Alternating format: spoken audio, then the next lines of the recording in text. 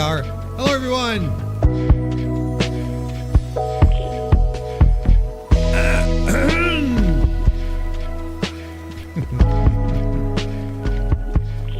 It's stream time. It's stream time on a Thursday, because it's the Thursday stream for Warren Hayes, proprietor of the Mr. Warren Hayes Show YouTube channel. Hi, welcome. Welcome. It is so nice to have you all here again, collected, ready to go, fired up, or whatever. Happy Thursday. Happy Thursday. Happy Thursday. It is the point of no return for this week. No going back now. This week's almost done, brother. It's absolutely done. Whoa. We're getting the love bomb already. It's Anakin JMT, a 71-month member of the Mr. Warren Hayes Show channel. Look, you could be like him. You could be like him. Be a member for like, what is 71? 2, 3, 4. What is that, 5 years? I don't know how to count. But you could be like him. Thank you very much for your membership, for being here for so long. Sinners Rules. If you haven't seen it, watch it. Anakin coming in hot with the cold takes. The year-old takes. No, but Anakin is, I understand. Anakin's not a big horror film fan to begin with. So for him to have indulged in The Sinners is already a big deal. And it's an incredible film. It's an incredible film. Here's the thing. The thing with great art, right? The thing with great art is that you can indulge in it at any time. There's no window to enjoy great art. You can go after it, as soon as it appears, or you can consume it years later, right?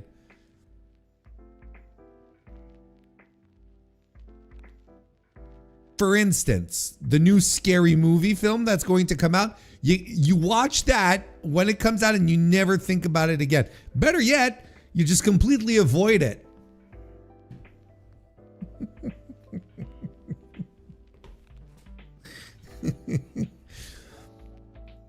I am not a fan of the Scary Movie films. Never have been. Never will be. I never thought they were funny to begin with. I never, not a big fan of the Wayans, quite honestly. And not because I had nothing against them. I just think they're not funny. It's not comedy that appeals to me, where I'm like,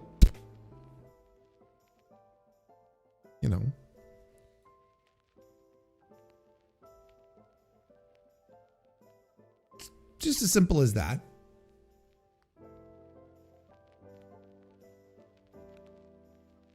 So, I get, I hear that they're doing the Scary Movie. I'm like, oh my God, why? Like, who cares? Is there really people, are there really people out there that are just like, excited and champing at the bit to get into a movie theater to watch a brand new Scary Movie film where they're going to make fun of all the contemporary horror movies, but then also still make fun of Ghostface, do all the Ghostface memes and whatnot? I don't know. That's just me. But the point still stands. You can get into great art at any given moment.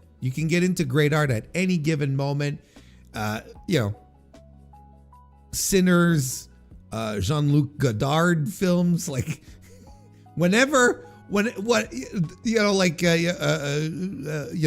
Kurosawa, timeless shit that you can get into at any given moment,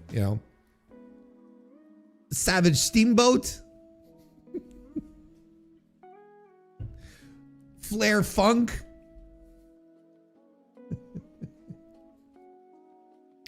Omega Okada. All great art that you can enjoy at any given moment. Boy, oh boy. Boy, oh boy. Yeah, just a nice couple of days. Not Jean-Luc Picard Godard, you uncultured swine. It's been really crazy at work. Like I've had so much to do, and I will still have much to do. And yet here I am. I'm ready to go. Yeah. We've got a lot of stuff I wouldn't say a lot of stuff. Like I feel like tonight, for the first time in a long time, the Thursday night stream is going to feel like a Thursday night stream. You know, like typically the Thursday night streams are like dopey, you know, there's a little goofiness to it, right? We have a good laugh and whatnot. And I feel like over the past few weeks, like we've been talking so much about WWE's business practices and so on. I was like, oh man, like we need some levity here just to counterbalance it. Not that we shouldn't cover WWE's business practices, because they're both shitty and could eventually be detrimental to the pro wrestling business, as their past business practices have shown to be. So, you know, they should be covered. We should discuss them. Don't get me wrong. But I felt like there wasn't we were lacking the balance, you know, between very, very serious real world business implications and then, you know, just some perfect pro wrestling nonsense that we could have a good chuckle at. And I think we've got ourselves a good stream on that end tonight. Maybe not as serious as it should be. Maybe this is the complete counterbalance here. But listen, thank you everyone for being here and showing up. Why don't we say hello to folks like Travis? AEW1, nice to see you, Travis. Welcome to the chat. I'm glad you like the music. I've been thinking of spinning things around a little bit, sort of making the opening tracks a little different. Man, like I'm so submerged. It's a long weekend here in Canada, so maybe there's stuff like this that I can get around to. I also have to work on my Voices of Wrestling 30 Under 30, because the 30 Under 30 list is coming up soon, and I haven't even started working on that list yet. Like I have, like whenever I do a list, I have like a pretty good, like I have a good grasp of my top 5, or at least maybe not in the order, but where they should be. Then, you know, then I have a pretty good inkling of the top 10. Then after that, I'm like, oh man, okay. I don't know who to put next and whatnot. So I really have to get my ass in gear and get that settled. I mean, spoiler alert, Saya Kamatani is going to be in my top 5. I don't think anyone should be surprised. Anyway, thank you for being here, Travis. Meggie O'Kenna, and Travis happens to be a member of the MrWarrenHayes Show channel. So does Meggie O'Kenna, who is here. Nice to see you and welcome. I'm getting ready for someone with a pink hat. In fact, it is not pink. It is the reflection of the purplish light that is currently shining in here. The butter hat is in fact butter color. How about that? That's the trickery and illusion that a poor lighting arrangement will create.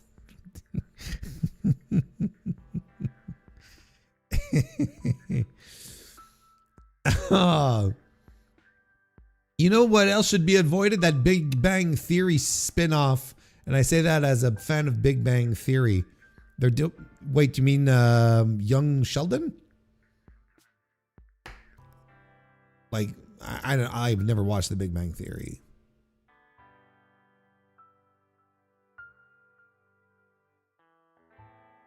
Rory Starks, nice to see you. Welcome to the chat, brother. I'm a late in life horror genre enjoyer.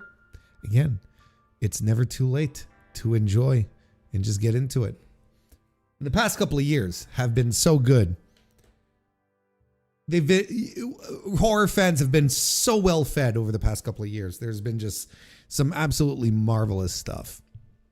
Just like there's been schlock. And the thing is that I find that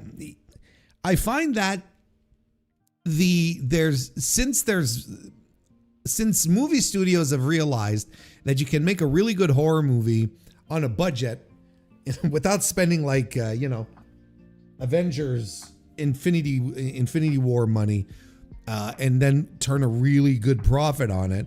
A lot of studios have been pumping out a lot more horror films, and the amount of schlock is not as predominant, but then you end up with really mid movies, really mid horror movies where, they're not dopey enough to not be taken too seriously, but then not good enough to be considered like a good film. So you get a lot of those, like Blumhouse has been really good in doing that. The fucking pool one, what was the one with the haunted pool? I don't remember what it was called. Night Swim, or the lady in the yard, the woman in the yard, the lady in the yard, the woman in the yard, something like that. And these are all like, they're competently made. They're just extremely mid. And you're like, all right, what exactly am I watching, right? Oh, Anakin, thank you so much again for the super chat. I appreciate it, buddy. Here's something fresh. Play mixtape. Great music.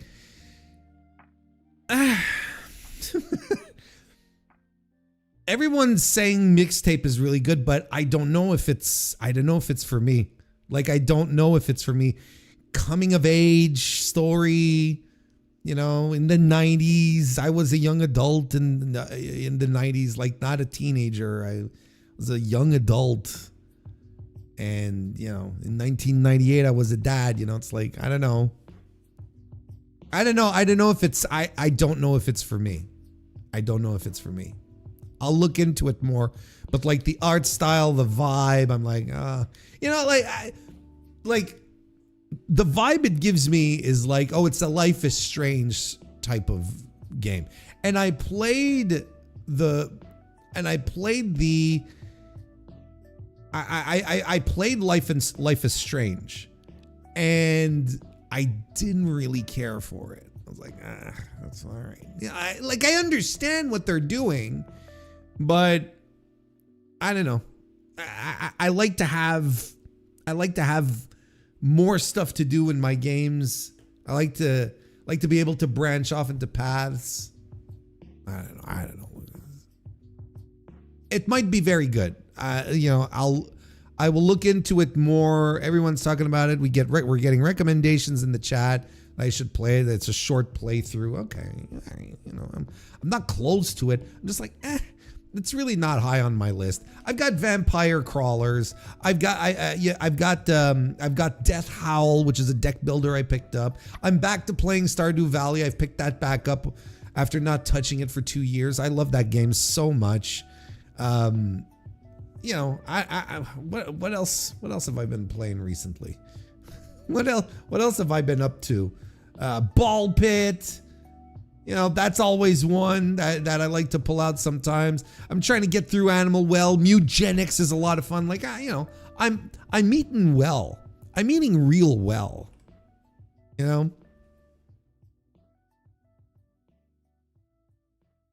Mr. Antox, nice to see you. Welcome to the chat. I like your idea of Osprey Bandito, but it's clear this year's Men Owens tournament is more of a storytelling device, and the women's Owen tournament is more about the banger matches. Oh no, I agree. I agree. It's the you know, they're setting up the all-in stuff, which is fine. But I mean, like, Osprey Bandito is a great story regardless, because you can tell the Swerve Bandito story without having Will involved. You know, that's the thing too. And if you don't know what I'm talking about, that's something that I discussed on today's Dynamite review. We will talk about the brackets on the stream tonight, though. So I'll holster that one and pull it back out later. Castle Doctrine and whatnot. Wait, it's a long weekend. I'm self-employed, so I'm always the last to know. Well, in Canada, it is, right? It's Victoria Day, or you know, whatever day you want to call it. It's a 3-day weekend for us. DSJRPS, good morning to you. Welcome to the chat. DGMC is also here. How you doing, DGMC? Welcome. Also member of the channel on top of that. Hootie hoo.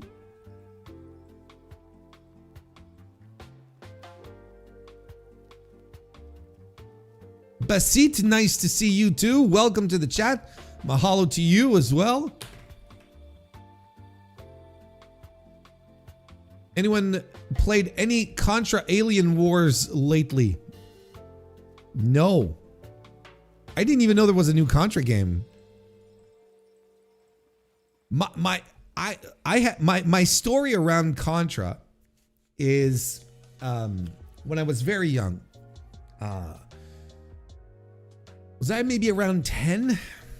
Hang on, I can pull up the reference just to make sure.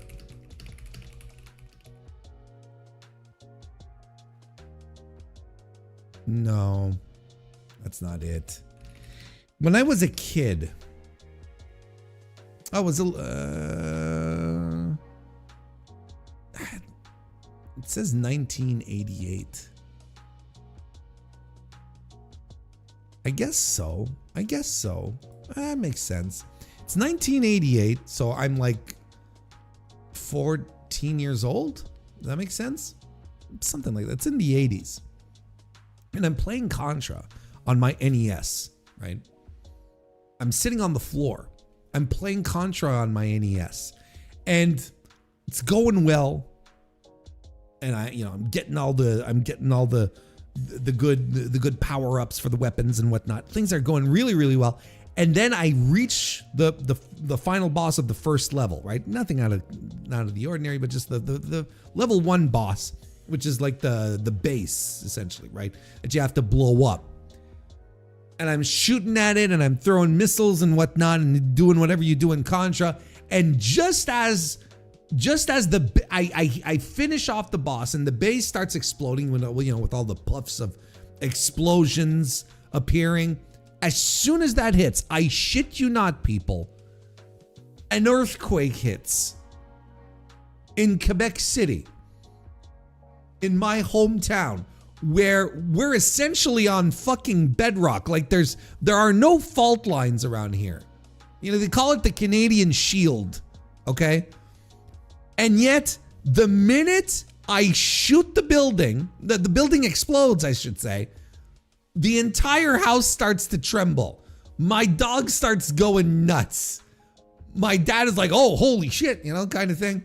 My mother enters a complete state of panic and starts running around the kitchen table. We had a circular table, and she starts running around the kitchen table, just screaming, like, nothing.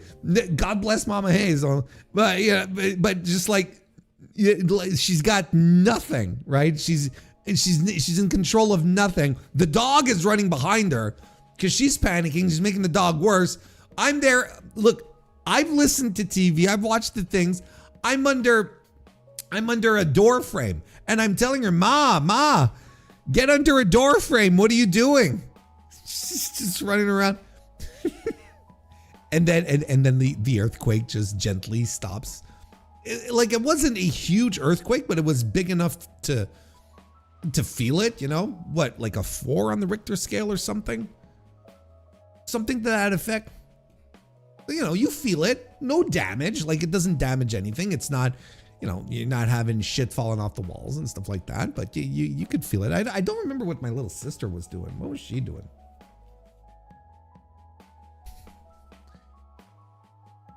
But it's just really funny. It's legitimately funny.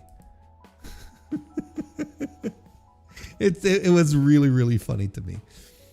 So that's my history with Contra. Every time I hear about Contra, it always brings me back to that. It always brings me back to that very moment. Mike McCullough, nice to see you. Welcome to the chat. Also, a lovely member of the channel. It is good to have you as well. Finally bought Dredge. Oh, Dredge is a good game. I like Dredge. Nice, little fun, simple game. Just spooky enough. Like, it's my vibe. I like that. I like Dredge a lot. That's a good buy. A good purchase. Carlos, Sports and Things Shows, also here. Nice to see you and welcome.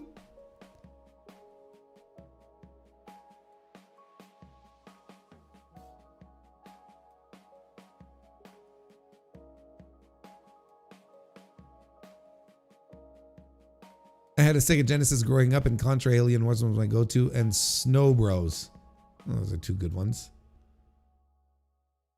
88 is when Contra came out. Okay, that makes sense. Like, I really felt like I was younger than 14, but I guess it makes sense.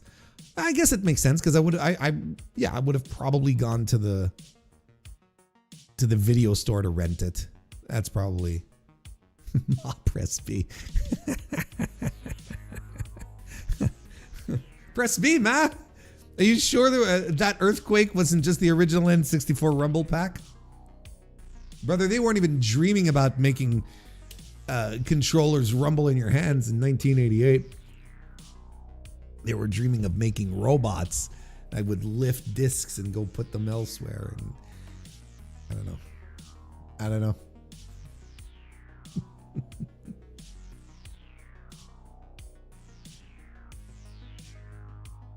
If you don't sell earthquakes, then you're a mark. If you don't know sell earthquakes, then you're a mark. I wasn't no selling it. I knew exactly what I was doing. All right. Anyway, so the very long-winded way to go about saying that I'll check out mixtape. How look, I'll tell you when I'm going to look it up.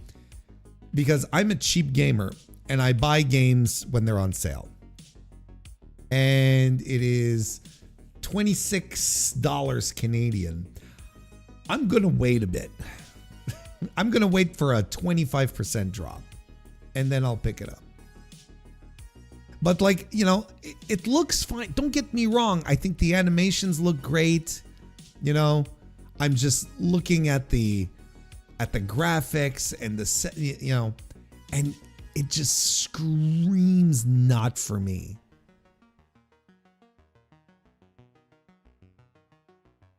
You know, like I lived through the 90s, like I said, and I was a young adult on top of that. I was doing very questionable things with my time at the time.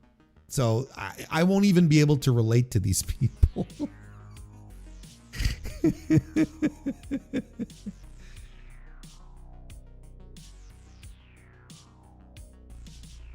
Oh, wait, they have a soundtrack? Wait, Iggy Pop, Portishead, Silverchair, Portishead, really? You want to talk about formative bands for me? Holy smokes. All right. Order. I need a gavel. I need props. Sometimes I feel like I need props. Like I'd need like an air horn. I need like a gavel, you know, when I'm passing judgment. I don't need props. This is not, we're not turning into the Carrot Top hour. Mr. Warren Hayes Show was released this week on Wednesday. Your weekly wrap up of all things important happening in pro wrestling. Big loaded 3-hour show. There was a lot to go over, a lot that I wanted to squeeze into the show. So squeeze it all in, assholes. I was able to make it all happen and give a nice big quality show that makes up for the times that I'm a little lighter on the Wednesday show. So there you go. And the Dynamite review, which was released today, off of last night's show. Look, the big spoiler alert is that I thought last night's show was very, very good. I enjoyed it tremendously. I thought the main event was spectacular. Just an excellent match. Once again, by Darby Allin and his brother in arms at this point. Just a crazy bump. That German superplex, bonkers. I have never seen that. I have never seen that. Well, I've tried remembering. Someone jogged my memory that it happened once, like in Pro Wrestling Noah. But I mean, that's just nuts. That was just a crazy ass bump, but a good match. Lots of stuff happening. Again, we're going to talk about the brackets in a little bit of the Owen Hart tournament. So that's what you got looking forward. That's what you got looking forward. And then this weekend, look, tomorrow night is Ring of Honor Supercard of Honor 2026. And I guess I'm going to watch it. Guys, gals, non-binary pals, I really don't want to. I don't feel like it. I don't feel like watching Ring of Honor. Does that make me a bad person? I don't think so. Like the card looks very mid. It all feels very lazy. There's nothing that's exciting me. But I'm going to watch it. I'm going to end up watching it. I'm going to watch it and I'm going to review it for members of the Mr. Warren Hayes show this weekend. I will watch it for that. I will watch it for that and give a review. But, this show better blow my fucking mind. Like, I don't know if there's a pre-show that's been announced yet, but I legitimately think, like, at the very least, I'm gonna skip the pre-show. At the very least, I'm gonna skip the pre-show and try going for the main card. I gotta try and I am so not into it. And kudos to anyone who is into the Ring of Honor, right? You probably care about it more than Tony Khan does. Quite frankly. Anyway, but we're gonna preview the Ring of Honor show. We're gonna preview the Ring of Honor show later tonight. So there you go. And leave a like on this stream. I would appreciate that tremendously. It would make my heart sing. It would make my heart go boom. Or it would allow my heart to show off its nunchuck skills. And I am therefore revealing to you that Jacques Moliere is my heart. How you doing, everybody? I'm Jacques Moliere. Just let me tell you a little bit about myself. I'm a nunchuck master. I represent NWA, Mountain State Wrestling. That's right, he does. Hoo-yah! That's right. Patrick, it's nice to see you. Welcome to the chat. Also a member of the Mr. Warren Hayes Show channel. I feel greasy. Why do I feel greasy? It's like I have I still have some cake on my face or something. Anyway, it doesn't matter.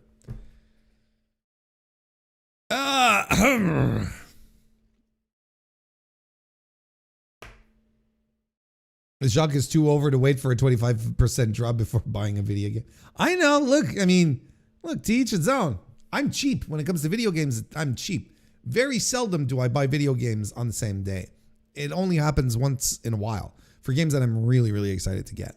Like Nugenics. I bought that day one. But a game that I'm iffy on, like, I don't know.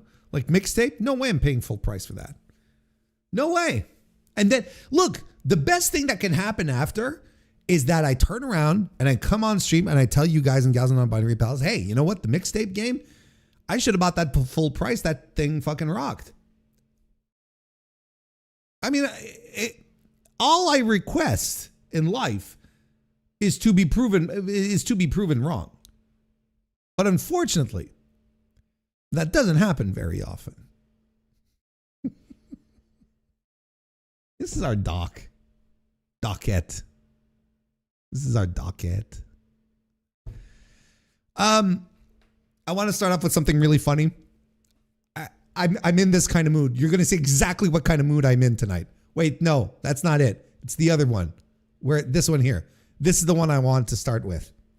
Okay? You're going to see right now the kind of mood I'm in. Ray Phoenix posted this 2 days ago on X, the formerly Twitter. And I quote, I love my brother. He quotes, it's a quote tweet of a tweet from World Wrestling Entertainment saying that Penta is going to be defending the Intercontinental Championship against Ethan Page at SNME. The spirit of AEW Rampage lives on.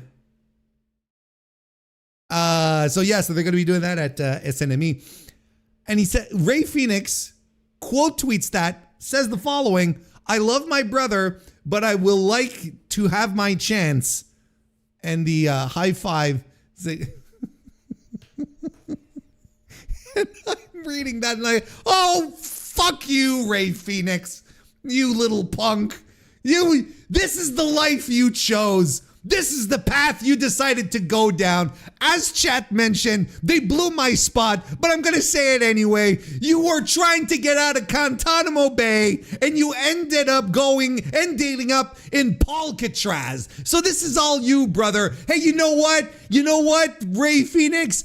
Straight jackets are back in style, brother. You should go and find one there. See what kind of inhumane treatment you might be subject to while hanging around with Paul Levesque and his bunch of cronies over there. Oh, goodness gracious. Boo-hoo-hoo. I'm not getting booked the way I like. I get to be an extra at the funeral of the gingerbread man, but they're not letting me wrestle. They're not letting me having Intercontinental Championships. Boo-hoo-hoo. It's almost as if I was better off in the other place. It's almost as if I was listening to Conan too much and realized that I've been used by Conan, who was just using me as a way to get back at Tony Khan because of some sort of weird vendetta he's developed in his brain.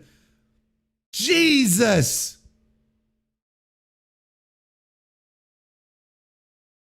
Boo-hoo-hoo.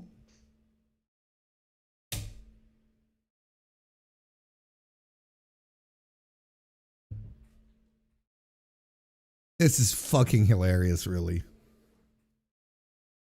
Ray Phoenix going on main, complaining about his booking.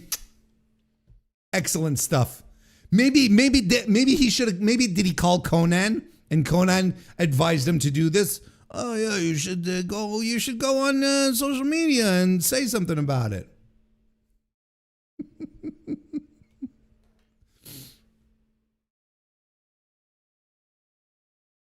I mean, what was it? I mean, look, is anyone surprised? Is anyone surprised? No, of course not. Penta has always been the star. Penta is the star of the two. It always has been the case. Ray Phoenix is the more spectacular worker, but Penta has always been the star. He's the guy who has the charisma. He knows how to work a crowd and whatnot. There is no shock here. This has always been Penta's environment. This has always been his setup here. So he's coming in with Penta left the company, or he made sure his little brother got some work too. It's the same thing with Tonga Loa. The same thing with Tonga Loa when Tama Tonga, excuse me. When he was hired, like he left, it's like you got to bring in my brothers too. And that's noble. Don't get me wrong. I respect that tremendously. You know, making sure family first and whatnot. But you know, what was Rey Fenix supposed to do in a company that despises luchadors, that do not know how to handle luchadors? They don't know how to handle luchadors so much that the most over people, the most over wrestlers in the actual Lucha Libre company that they own are all non-Mexicans, are all non-luchadors. The most over wrestlers in AAA are not even luchadors. That's how much this company doesn't care about luchadors. What was Rey Fenix supposed to do? What was he supposed to do? It is so funny to me. Extremely funny. And the thing is that, you know, I don't know how much this is common knowledge. I don't know, like, I don't know how much this goes around, but I'm pretty sure it's out there. I'm pretty sure that like this is like a a poorly kept bit of information. I don't even want to say a secret. It's not a secret.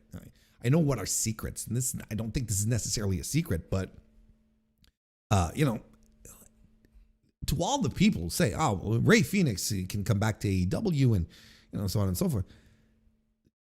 His time in AEW did not end well, and Tony Khan is not interested in bringing him back.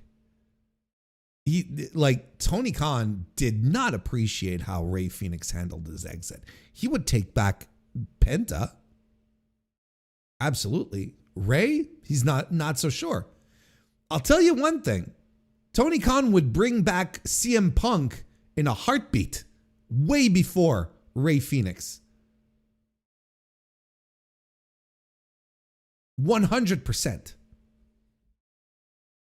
So it's not as if, you know, the doors are open, that there are myriads of possibilities for Rey Fenix to work right now. There really isn't. Oh, this fucking guy. This fucking guy. Anyway, this is likely in character, though. I mean, admittedly, I don't watch the company. I don't watch the promotion, but how would this be in character? Is he a mopey crybaby on during the show?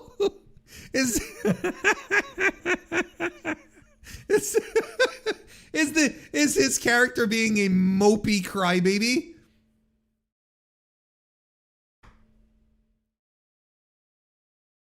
Hearing Punk's having issues with TKO, don't buy it, but fun to ponder over. Yeah, I don't know. I haven't seen like the thing, like I've got this, like I've heard the rumors like secondhand because I'm not on Twitter. Apparently it's Ibu who's stoking the flames or whatnot. Like last week, I can't remember, someone from the chat asked me basically the same thing. What do you think about, do you think CM Punk's on the way out? And I'm like, well, are people speculating about this just because he hasn't been on TV for a couple of weeks? It's very common for someone who was in a main event, a champion who lost their title. It's very common that they'll take a break after Mania. After losing the belt, they'll take a break. So I'm like, I don't know. I'm not all that shocked.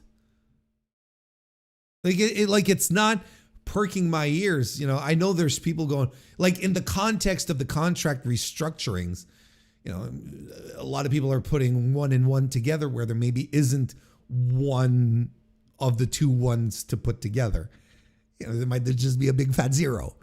You know, I don't think there's anything to it. I really don't. I don't think there's an issue. Really. I mean, I wouldn't put anything past Phil, but you know, look, I like to joke that Tony Khan would love to bring CM Punk back, and he'd bring him back in an instant, but there's a couple of more hurdles. There's a couple of more hurdles than just whether or not Tony Khan would be okay with it or not before that would actually happen. Like, it's not a simple thing. It's not something where Tony can snap his fingers and bring him back. No, it's a lot more invested. And I think CM Punk wants an office job with WWE once he's done. I think he's going to tough it out. I think whatever's happening is I think he's going to tough it out at this point. I think Mount Phil should have exploded by now. And if he hasn't, I think he's just swallowing his pride and moving forward. So no, I'm with you, Bassett. There's no Bassett. Sorry. There is. I don't think there's anything to this CM Punk disappearance right now. You think Phoenix and Tommy End represent great New Japan signings because they are talents with little to no chance to jump to AEW? I don't think either guy wants to go to Japan. Maybe Tom End, maybe that, but then again, it's like, it's all a question on if they want to go. It's really just that question. And the thing here, look, again, just hearing some stuff, and from what I understand, in regards to Tommy End, and it was kind of reinforced by Swerve this week. I'm not sure there's a promotion out there right now, outside of WWE specifically, that will cater to what Tommy End wants to do in pro wrestling. That's pretty much what Swerve said, and it came to, he said, I hope he finds, what was the quote that Swerve pulled? I hope he finds, I'm paraphrasing, I hope he finds what he wants in this business today. Something like that, It's like something to that effect. Tom Yen doesn't want to do just pro wrestling. He doesn't want to just go in a ring and beat people up. He wants lore. He wants stories. He wants to, he's an ultra creative in an environment where it's like, where in an environment where you're supposed to focus on your craft to play fight with people, that he wants to do stuff that doesn't necessarily rhyme with pro wrestling and rhymes more maybe with sports entertainment, and yet he was fired from the sports entertainment company. So I don't know. Look at New Japan, the Japanese circuit. I mean, it's open for them. Look, I would even say CMLL would bring in Phoenix with open arms. They would bring him in gladly with open arms. I'm convinced. But Tom End is going to be a mystery. I don't know what he's. I'm very much looking forward to see what his next step is going to be. Punk's biggest criticism for Tony Khan is that he's too nice. He can't make that up. I understand what he means, though, because you do have to have a little bit of a mean streak to work in pro wrestling, because it's a business that devours you. That'll eat you up if you're too nice. But it's, it's a weird, like if that's the worst of his faults. I know another promoter who's a lot worse than.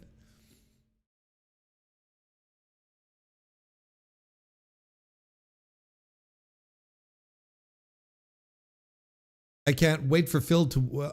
I can't wait till Phil works the eventual WWE White House show. Apologize to Donald right before the show. Yep, look, that'll be great, right? Anyway,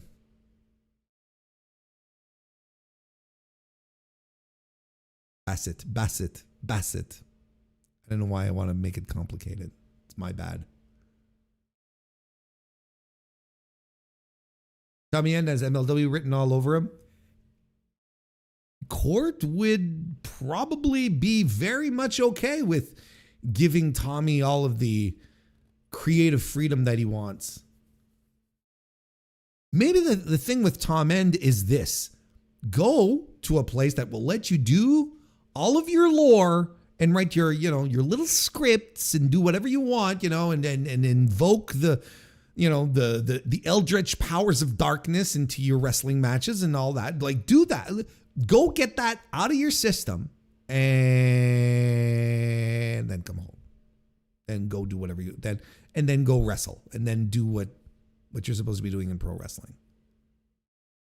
Tom End comes across as the type of guy who, now that he's fired everywhere and he can't seem to get a job, goes home, you know, and he sits on his couch and he sulks. And Zelina comes up to him, what's wrong? He says, no one understands me.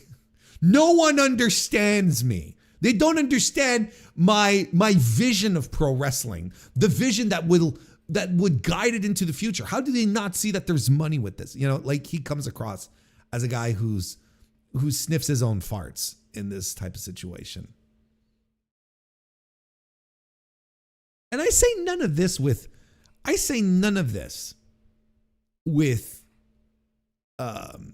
joy in my heart, because I was a tremendous Aleister Black fan. Seen a bit of Tommy End, but I was in on the Aleister Black guys. I was in on the NXT Aleister Black. I was like, this guy fucking rocks. He can kick someone's head off at any given moment. Let's be real here. His what did he call it? The end, but it had another name, like his big finishing kick. You know, the Fade to Black, right? It's a fucking great finisher. It's always a great fucking finisher. So, you know, I don't take joy in doing this necessarily. Not necessarily.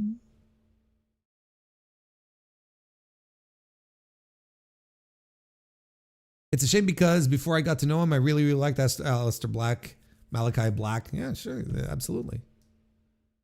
Just like me.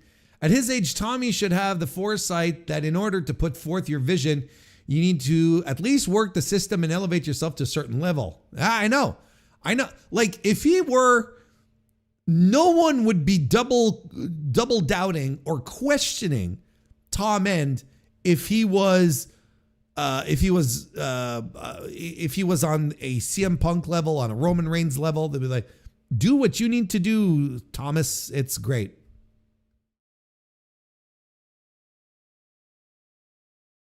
Anyway, so that was the first thing. And here's the other thing. Now, a lot of times I'll be on Twitter and I'll see things that'll make me laugh and whatnot. You know, I'll pick up on news there. But sometimes, you know, I pop on the Observer Figure from Online website on post and I scroll through the articles, right? Without knowing what's going on, especially on Twitter, because I have no idea. Like, you know, I'm, you know, some things on Twitter gets shared in group chats, in the Discord, the Mr. Warren Hayes Show Discord link is in the description. You should join. And you know, so unless people are sharing these tweets, I have no idea what's going on, right? With that preamble set, I'm going through the Observer website. I find this article here. Triple H, Stephanie McMahon said to be aware of ad issues. I'm like, oh. Now, okay. Interesting, you know, because WWE fans find that the number of advertisements happening on that happened specifically at WrestleMania were too much. It was egregious, right? But then again, ESPN has to recoup the investment somehow. Because let me tell you something, brother. It ain't going to be through a huge influx of $39.99 a month subscribers or $29.99, whatever it is. So I'm like, oh, okay. Triple H, Stephanie McMahon are said to be aware of ad issues. Okay. So immediately I'm like, and I swear to God, okay, this is how my thought process goes. I'm like, oh, Dave got some information. Right? I'm like, okay, Dave got some info. So I click open the article and I start reading. Let's read it together so that we can get the full experience, shall we? Whether WWE will change anything remains to be seen, but the promotion has been made directly aware of how much fans dislike the increase in advertisements during the TKO era. Okay, all right. Interesting. Tell me more. Actor O'Shea Jackson Jr. And immediately I go, oh, no. Oh, no. Let's continue. A WWE superfan and the son of rap icon Ice Cube. And already I'm like, this is sad. Appeared on the Ariel Helwani show today and revealed a conversation he had with Paul Triple H Levesque and Stephanie McMahon about the oversaturation of ads on WWE programming. The conversation took place around the start of 2026, so there have not been any changes yet, but Levesque and McMahon didn't push back on what Jackson was saying. He was told that WWE is working on potentially having better placements for ads. I'm like, wait a second. Hang on. Are we writing an article? Are we absolutely writing an article specifying, saying Trips and Steph McMahon are aware of the ads because El Hijo del Ice Cube ran into them and said, hey, you know what? The ads, people don't like them. Is this it? Is this the thing? We're making a news article out of O'Shea Jackson Jr. telling Triple H, hey, you know, there's too many ads. Now Triple H is aware. Oh, he's aware of it because God bless the prophet, O'Shea Jackson Jr., the voice of the people, the loudspeaker of the downtrodden, coming out, talking on behalf of all WWE fans everywhere, fed up of all the worming in of the ads. He saw the opportunity. He saw Triple H at the end of a corridor, and he beelined for him. You know, just like he was walking straight out of Compton. And he went right up to Triple H, and he said, "I got some to tell you, Trips." And Triple H turns around and he says, "There's too much ads." And I told the people of the internet, that I was going to talk to you about it. There's too many ads.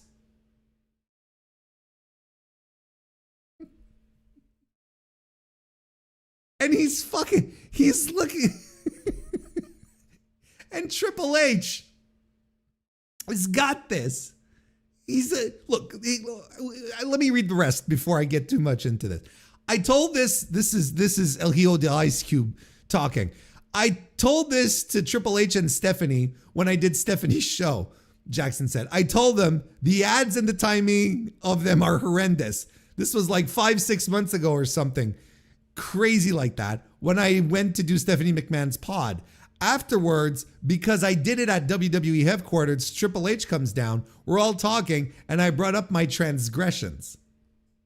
And I was like, dude, the ads are crazy, like it's almost unwatchable.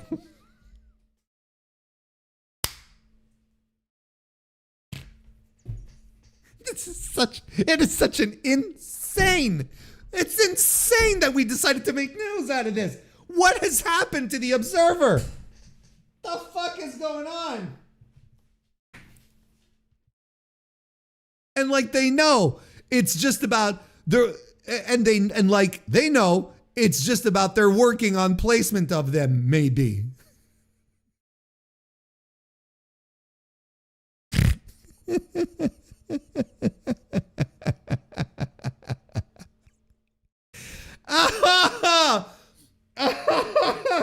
And here's the kicker.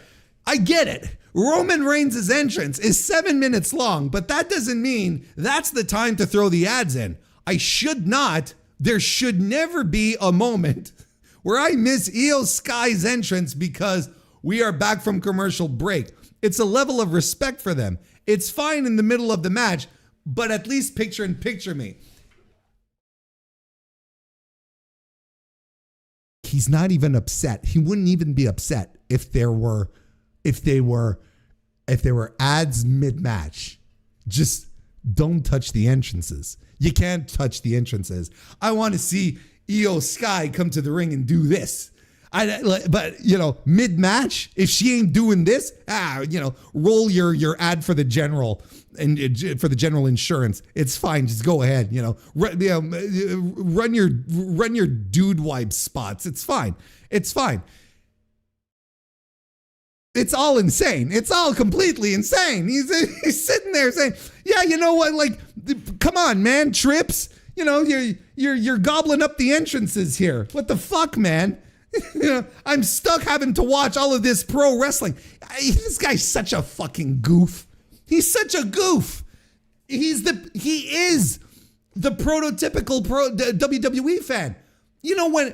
Sometimes I feel we go overboard when we start making fun of WWE fans about how they don't care about the matches and all they do is pay hundreds, sometimes thousands of dollars to go watch entrances, right? But then you legitimately have this guy who is a WWE superfan and the son of Ice Cube, who goes on these interviews and complains that there's too many commercials and says that the problem with the commercials is that they're cutting into the entrances. He says it himself. It's fine in the middle of the match, but at least picture me. This fucking guy. I'm not reading the rest. The rest is important. But can you imagine how this is being framed? How this is framed here. He goes up to Triple H. He goes up to Steph McMahon. And now they're aware. They're fully aware. Thanks to the ever-vigilant O'Shea Jackson Jr., who's just out there looking out for the little guy, for the consumer, for the wrestling fan. He's just looking out for them. WWE fans deserve full entrances. That's what they deserve. Not endless commercials.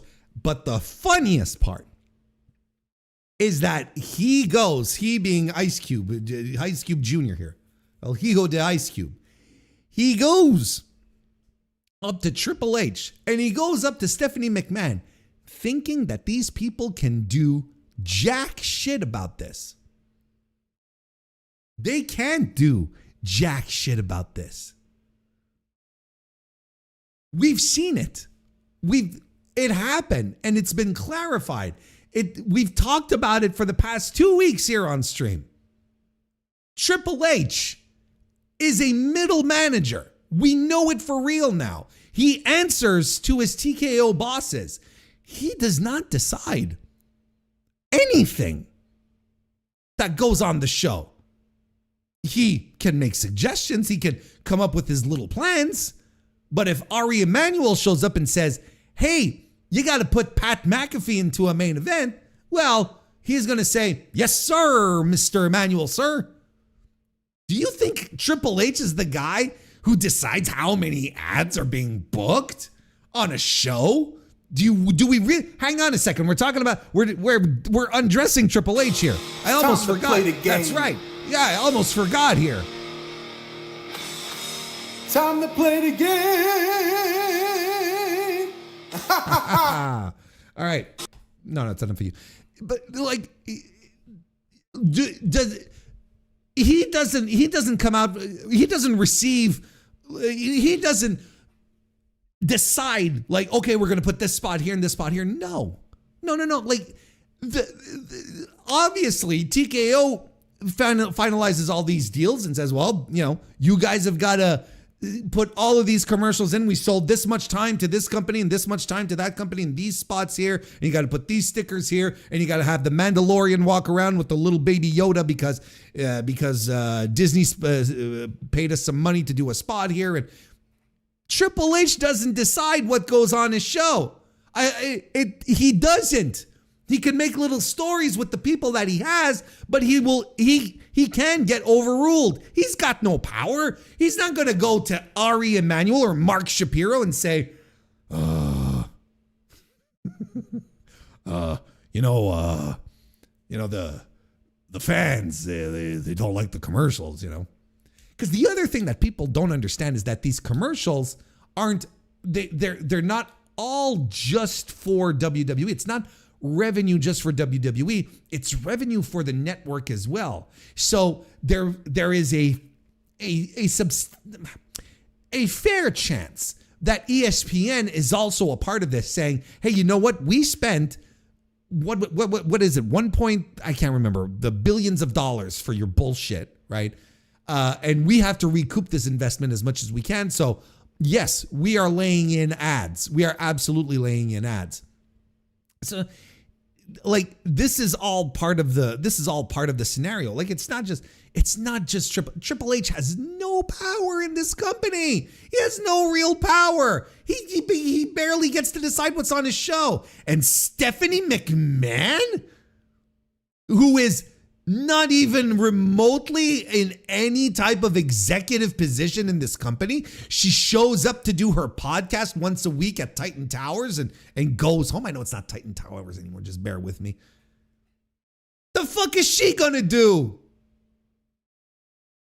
Oh, I told Stephanie McMahon. Who cares? She's not involved.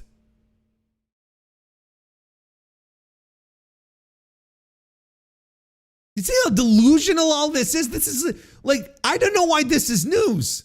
No disrespect to Joseph Courier here, who probably had to fill his quota for the day. Like, I know how this shit works, right? He probably had to, put up an article, or else, he'd get a stern letter. He'd get a stern email from his supervisor that he wasn't hitting his quota. But this is not news. This is fucking bullshit. This is just absolute. It's funny. It's funny because El Hijo del Ice Cube thinks he's this big shot who can walk over to Triple H, tell him, I told him the real deal. It's the hard facts. And then he'll, if there are any changes that are made to the advertisement structure, goddamn well this fucking geek is going to take credit for it. Goddamn well this is exactly what's going to happen. It's so funny. It's so delusional. It is so incredibly delusional. It is one of the funniest things I read this week. I went up to Triple H and Stephanie. I told them. I said the ads and the timing of them are horrendous. They're cutting into my entrances on the show. Anyway, we're having fun. I'm having fun. Like, this kind of shit is infinitely funny. It's really, really, really funny. We've seen Paul's impotent texts to Nick Khan. He's not going to raise a stink about anything. You are correct. We saw how demure he is texting Nick Khan. What makes you think he's going to text Mark Shapiro, or worse yet, Ari Emanuel, to say, hey, guys, maybe lay off on the commercials? This guy's afraid for his job.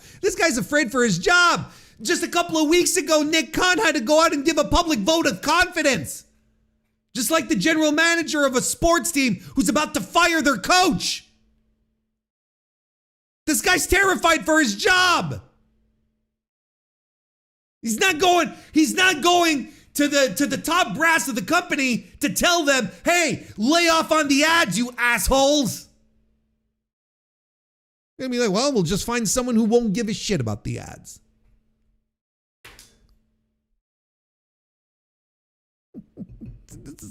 It's all so much fun. It's so much fun.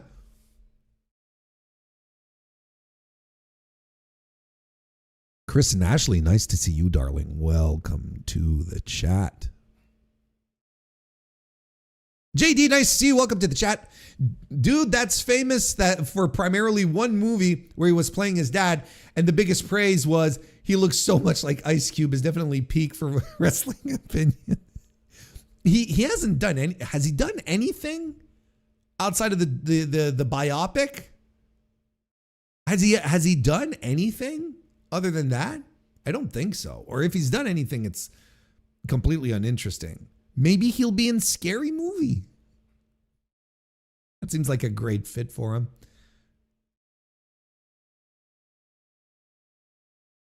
Leave it to O'Shea Jackson to know nothing about corporate structure. Oh, of course. Of course. This guy is the very definition of Nepo baby, of a guy who has not done anything in his life that hasn't been influenced by his father. This guy's been sheltered, protected. Like, his dad had a legitimate, made legitimate art because he came from hardship. This kid was born into wealth, unfathomable wealth. Well, fathomable wealth, but he, nonetheless, he doesn't understand how the world works. It's like, it's like, walking up to me at my job and saying, hey, you know what? I think everyone should get bonuses. And I'd be like, yeah, I agree. Well, do something about it. I can't do anything. Getting bonuses or not. It's like, do you know what I do here? Do you know what I do here? Oh, it's so funny.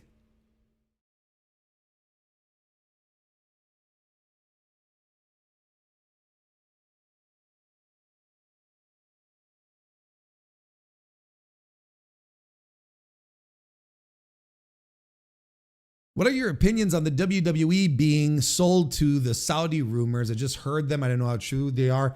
I mean, I'm not quite sure. I'm not quite sure I've heard about that. All I know is this, is that TKO is a corporation.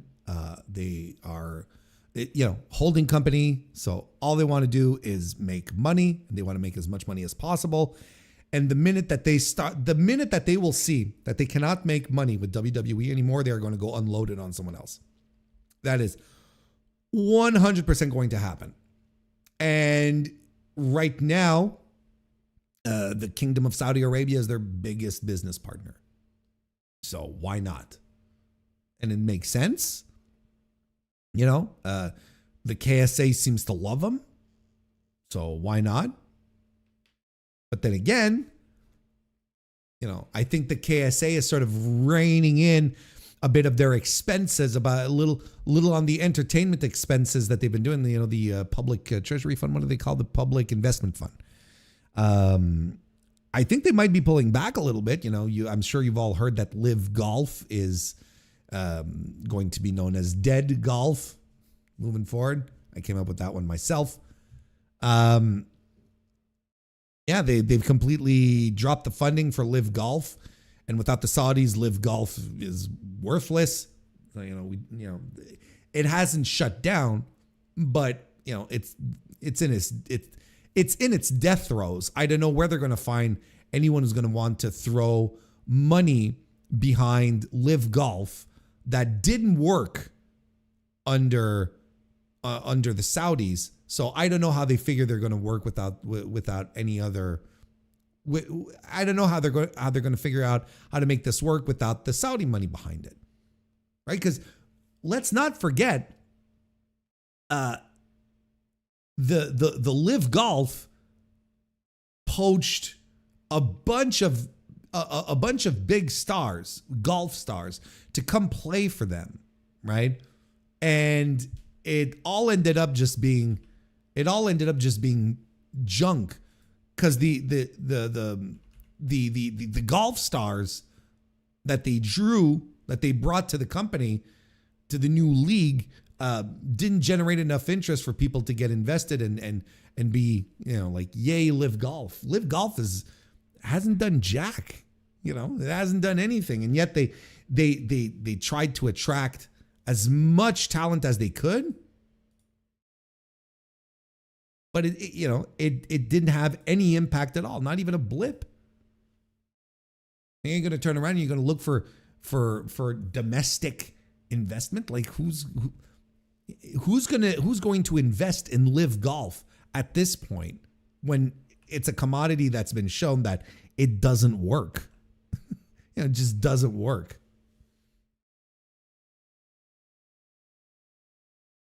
So, look, I think there's always going to be rumors about WWE or TKO selling WWE to the Saudis. I think those are always going to be around. I think that until reputable news outlets like the Wall Street Journal or like, The Athletic, places like that, until they start mentioning that this is a possibility, I would say that it's all just like conjecture and lies. It's just people speculating or outright making stuff up. And it's not going to be, because this news is not going to, if it ever happens, is not going to be broken by a dirt sheet. It's not. Remember what happened last time? Do you remember last time when there was the Saudi Arabia stuff, and some wrestlers, with the sale of WWE? Do you remember this? When WWE was looking for suitors and whatnot, and a couple of irresponsible jackasses, wrestling journalists decided to report that the Kingdom of Saudi Arabia was going to purchase WWE. Do you remember this? And it turned out that it didn't, but the news spread, and actual factual news organizations had to debunk this publicly because this false reporting was spreading and was tanking the WWE stock. You remember all of this? It's not going to be wrestling dirt sheets that are going to break the news of a sale from WWE, that are going to break the news of a sale of WWE. It's going to be legitimate. News organizations who have sources and connections to the actual people making the deals, and not wrestling sites who talk to fucking people in creative and wrestlers who are always going to be the last to know these things. That's just how it goes. Fuck you, mama. Nice to see you. Welcome to the chat.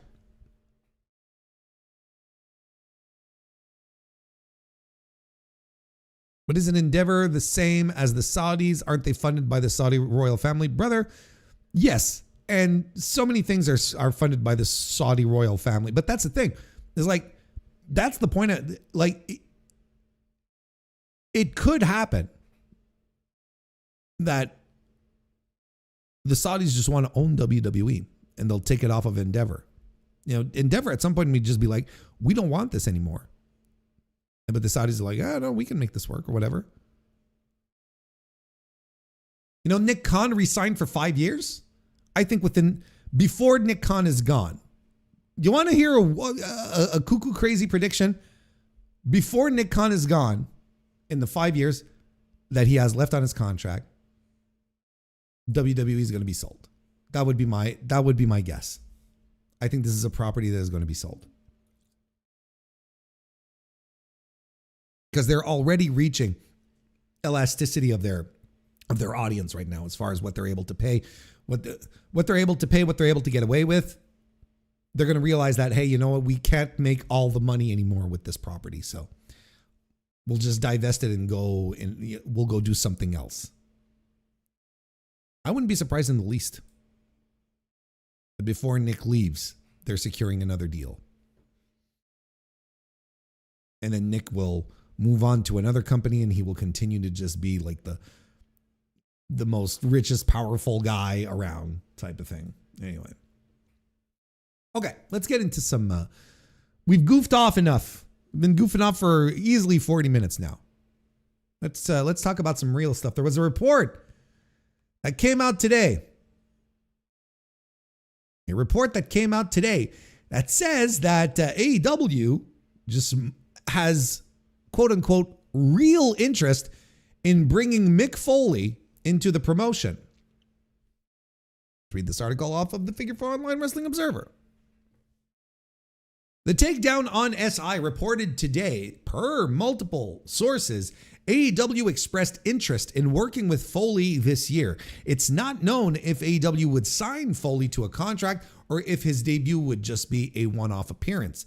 Foley is currently under a WWE Legends deal, but won't be renewing when the deal expires next month, to taking issue with the close relationship WWE has with President Donald Trump. This is a quote from the article. Multiple sources tell The Takedown that AEW has expressed real interest in working with Foley this year, though the capacity of which is not known. It was also not certain whether or not the organization would be interested in signing the 60-year-old, or if it would simply be an appearance. Though he's currently under the WWE Legends deal, Foley has made recent appearances for OVW and GCW. A source told The Takedown on SI that they wouldn't be surprised if Foley showed up at AEW Double or Nothing later this month. The pay-per-view is being held in Foley's home state of New York, and Long Island native MJF is putting his hair on the line against AEW World Champion Darby Allin at the event. Here's another quote from the SI article. One source indicated that while they did not have any direct knowledge of Foley coming in for the show at this time, they would not be surprised if there was a push to use him on it if a deal could get done. The extent of any conversation between the parties beyond the initial inquiry is also unknown. Or Nothing is being held at Louis Armstrong Stadium in Queens on Sunday, May 24, which, by the way, is almost sold out. When Foley was considering coming out of retirement for one last match in celebration of his 60th birthday in 2025, MJF was the opponent he wanted to face. But Foley called off any plans for an in-ring return after suffering a concussion while doing light training in 2024. Foley has multiple Hollywood projects in the work at the moment, including a limited series that's in development where actor-wrestler Paul Walter Hauser is attached to play the hardcore legend. Foley also has done voice-over work for A24's upcoming Deathmatch documentary.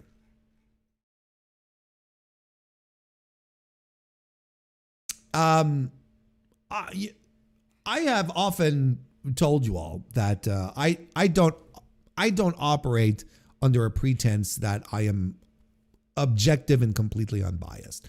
I told you before that I don't believe that in reviewing, whether it be wrestling matches or movies or literature, I don't think there is a thing as being completely objective and unbiased. I think it's something that is impossible for humans to do, because all humans come with natural biases, just off of the fact of where you were born, your economic status, your gender. There are inherent things that define you, that create a natural bias within you. And you can reinforce biases as you get older and whatnot, but that's a whole other thing. Don't want to get too much into this, but I hope no one expects Warren Hayes to be 100% fair and objective. I have my likes and my dislikes, and I've never really hidden that either. When it comes to Mick Foley, I have a very positive bias towards him. He's one of my favorite all-time wrestlers, bar none, just from Cactus Jack through Mankind, through the Three Faces of Foley. Mick was always perfectly used in the time he was in WWE, particularly the Attitude Era, which was always, the Attitude Era. He offered up something extremely different that was very refreshing. I like Mick a lot. I've read his books, not his fiction as well. I've had a chance to talk to the guy. I know the guy. He's when I say I know him, like, we're not like best pals or buddies, but I've known him. He is a legitimately good human being. So the idea of Mick Foley going to find work in a major wrestling and a major American wrestling promotion brings me happiness. I am legitimately happy for him. You know, sometimes I'll say, oh, you know, this guy who was recently fired found a job, and I'm very happy that they were able to find work. You know, I'm happy they found work, but I'm not like, it's not like, oh man, you know, oh, that's such good news. But in this circumstance, like, I am legitimately, truly, profoundly happy if Mick Foley can come out of the mothballs and maybe he himself sort of decide to end his career on his terms instead of just, you know, being tucked away by WWE on a Legends contract and being brought out whenever it's significant for them. Because this is a man who destroyed his body and ruined his quality of life for the wrestling business. I think it is absolutely okay for Mick Foley to find a job and work in the business for whom he has sacrificed so much. I legitimately believe that. Now, if he were to come in to AEW, again, the question is, what do you do with him, right? What's the thing that we do with Mick Foley moving forward? I've seen a lot of people online tossing out all sorts of ideas, and mostly being, oh, authority figure. He could be the commissioner. He could be the GM. And I'm like, yuck, hack. No. Like, why would we bring back this guy to play a role that he's done before and that will probably be so hacky and contrived that it won't be interesting? I'm not into that. I'm not into it.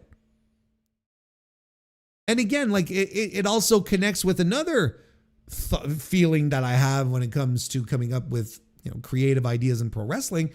When in AEW specifically, is like, just be different than WWE. Don't do what WWE does. Do something else. Like, they have their authority figures right now. They have Adam Pearce. They have fucking Nick Aldis. What does that add to the program? What is that adding that is so important and significant for the show that they absolutely need that? You know, they're authority figures. Who gives a fuck? You know, how much was the show enhanced by having, you know, Constable Baron Corbin being the guy running the thing? Like, you know, or, you know, Bad News Barrett, or you just go down the line of all these fucking Michael Cole when he was doing the thing with the anonymous Raw GM, all this fucking bullshit. The authority in it about itself. Like, you couldn't have more on the nose than that. Why would we try to bring that to AEW, where AEW is doing fine without an authority figure, without any of these hacky stories? They tried doing it with the Bucks, but my main complaint with the Bucks doing that was that it would create plot holes and story problems, and it did. It created inconsistencies and breaks in logic. It didn't make sense. It made sense for them to be in control for the couple of weeks that Tony Khan was out with the neck brace. But when Tony Khan returned and they were still calling the shots, I was like, what the fuck is going on?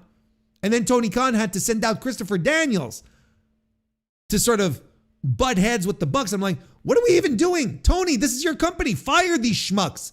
Get rid of them. Assert control. What's going on? Tony Khan right now is the authority figure, and he exists as an invisible authority figure within the confines of week to week storytelling and kayfabe. You know, and Tony shows up at the shows before and after the shows to get the crowd hype, and then to thank them for coming, and then promising them not promising a pay-per-view, but saying, oh, we might come back maybe for a pay-per-view, you know, type of thing. And then he goes home. I think it's fine that he's not an on-screen character, and we should keep it that way. And he doesn't need a right-hand man to do it, especially since it's been established in AEW canon that Tony Khan makes his shots and calls them directly to commentary. Like he'll talk directly to Bryan Danielson or to Tony Schiavone, and then they'll pick up a house mic and go, I just got word from Tony Khan and MJF, you will be defending your title tonight, type of thing, So he doesn't need a figure on screen to do it because he's already the authority figure. And besides, why are we even trying to break this down? Don't do it in the first place. Just don't do it. What are we doing? Why am I trying to break this down like it's something where it's like, no, we need to. No, they suck. Okay, authority figure angles suck. Don't do it. And you can find, I'm sure, something much more interesting and creative for Mick Foley to do. Mick's a creative guy. There's like 30 creative people in AEW. Put these heads together and figure something out. And it doesn't have to be the laziest way to go about it. And just, no, he'll be the Dynamite commissioner. He'll be the Collision commissioner. We don't need any of that. We really don't. We really don't. And besides, the question is out there. Would it be for a real deal? Or would it be for a one-off appearance or a limited appearance? What have I been talking about for the past? I think this is the third time I speak about it this year. Talked about it, for AJ Styles. Talked about it for the New Day. Now we're going to talk about it for Mick Foley.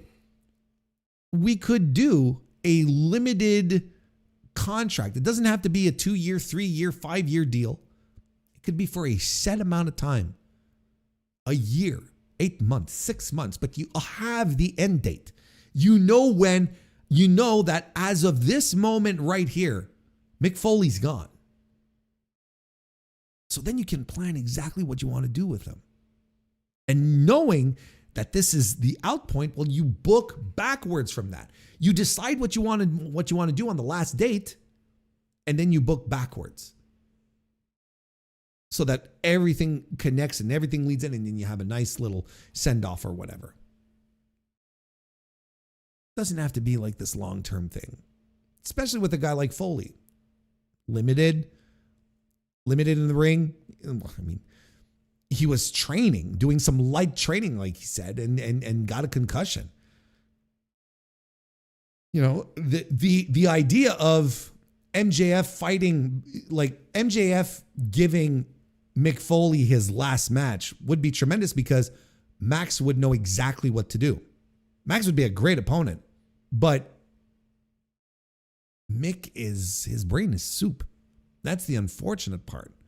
The CTE is real in his case. So does he want to get in there and risk worse? Because it could get worse.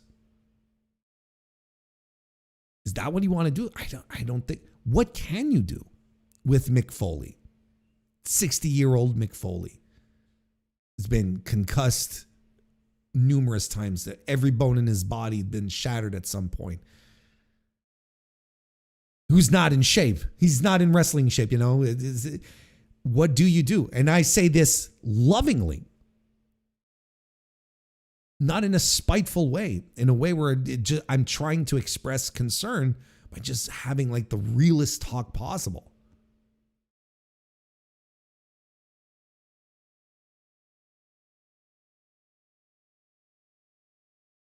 So what do you do with Mick Foley? Listen, I don't know. I really, honestly, frankly, do not know. And I'm sure there's a bunch of people going, who cares? I don't want Mick Foley. That doesn't bring anything to the table. Doesn't move me, and I understand. But it moves me. It moves me. The best that I guess I can wish for is that whatever they decide to do with Mick, if he ends up going to AEW, is that they do something. That will end up honoring his legacy in pro wrestling, because WWE will never do that. But man, if you've never seen 1990s Cactus Jack, you're missing out on some of the most fun pro wrestling ever. Mick was so good, and he was doing things that maybe are a little more old hat today because he was a pioneer in that front. But the fact that he was doing this so early in the 90s, dropping himself off the apron and doing all sorts of, it's spectacular stuff. People paid attention to how crazy this guy was.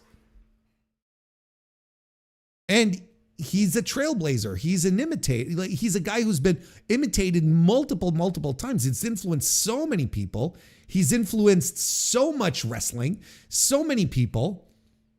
WWE would never give him the proper time of day because that's, it doesn't connect with how they're presenting their product.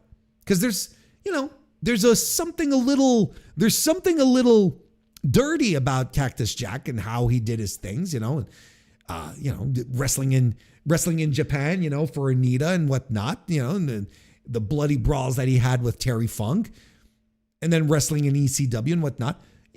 And that's the other thing too, is that Mick Foley is not a WWE only guy. He's wrestled everywhere. He's wrestled every major North American promotion except AEW. He's been everywhere. So that's another thing where they're kind of like, oh, let's pump the brakes on this.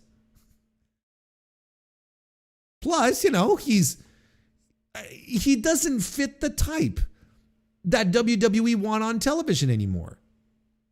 Whereas I look at Mick Foley and it's like, this is a pro wrestler. One of the things that Vince successfully did is warp our perception of what a pro wrestler looks like, or what a pro wrestler is supposed to look like, right? Chiseled, well-built, hairless, all of that. Whereas in reality, for the longest time, the pro wrestlers came in all sorts of body types, all sorts.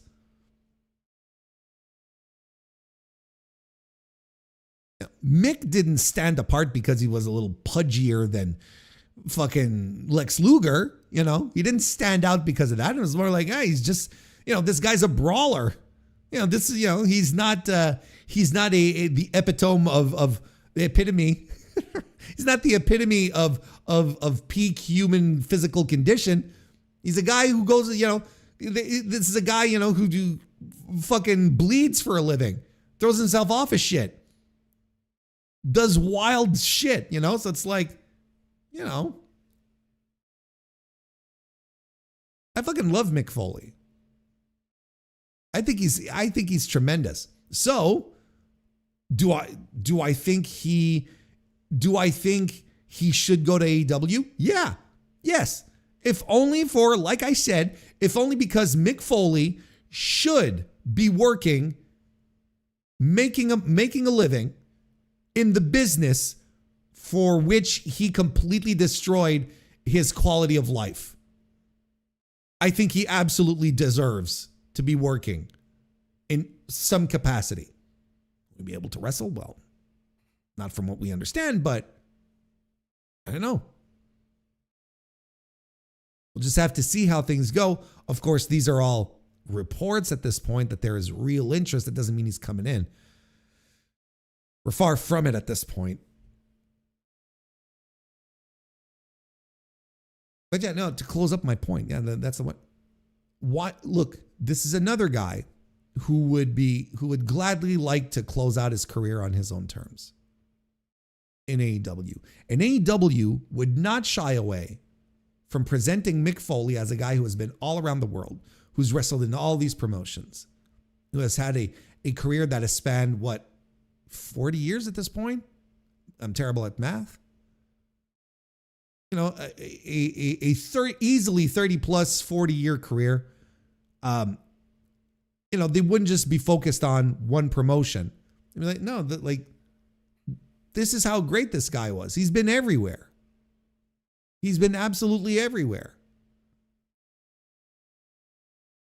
And Tony would love this kind of shit too. You know Tony Khan would love this. This is the kind of shit that he's like, yeah. This is the unsung mission that Tony likes to... This is the unsung mission that Tony has for himself, and that is to preserve pro wrestling, to give pro wrestling another voice outside of the one that is controlled by this one company that is only looking out for its own assets and whatnot.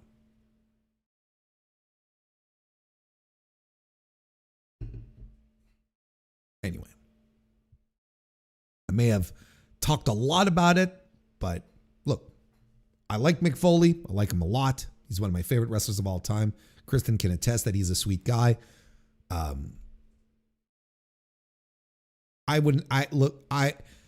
am looking forward to seeing him in AEW.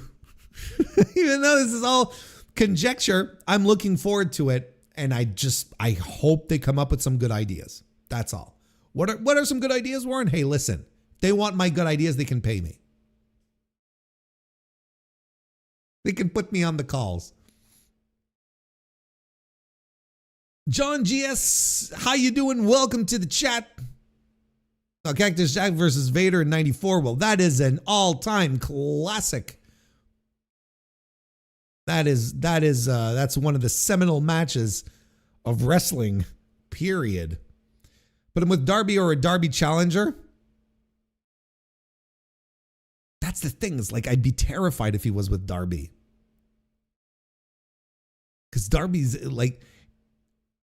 just too fucking reckless. I'd be terrified. He was tight with Owen, have him be involved with that. Guest commentator for the matches, just occasional special appearances like Brett when he presented that belt that one time. It could be that. But if you can bring in Mick Foley and celebrate his career, which I think is deserving.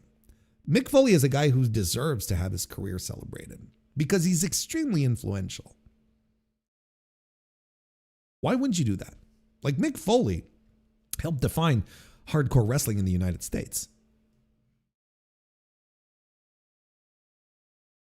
And Mick Foley here's the thing.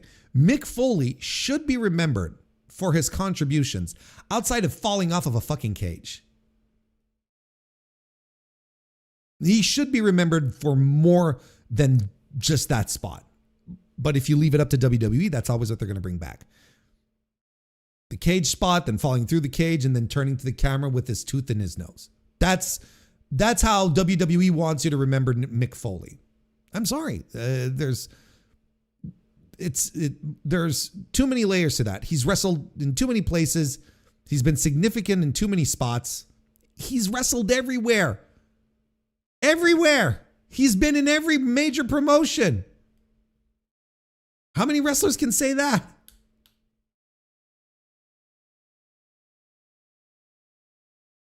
Just like Sting, you have Brian Cage give Mick Foley a power bomb. If he doesn't disintegrate, you're good to go.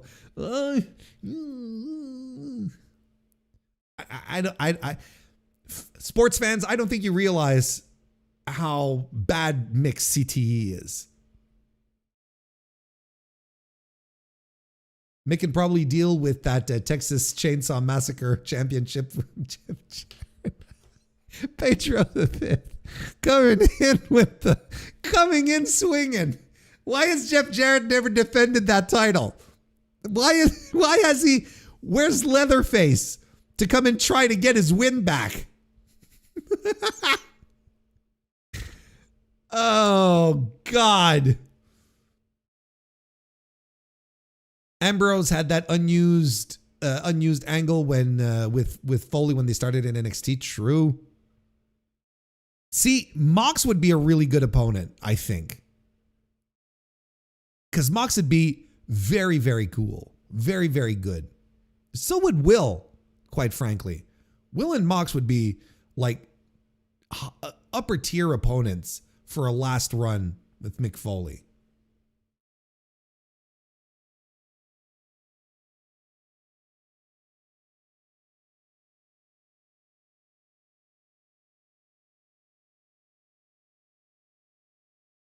Mick Foley walked so Darby Allin could run. Yeah. Mick Foley, yeah, and now Mick Foley limps.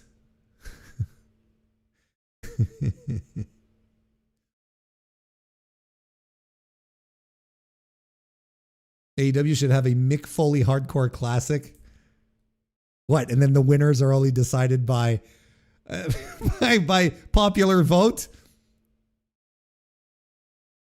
I read something somewhere. I don't remember. I didn't really add it to the docket because this shit is going to change some. But I read that there's a chance that WWE might actually be backtracking this John Cena classic idea.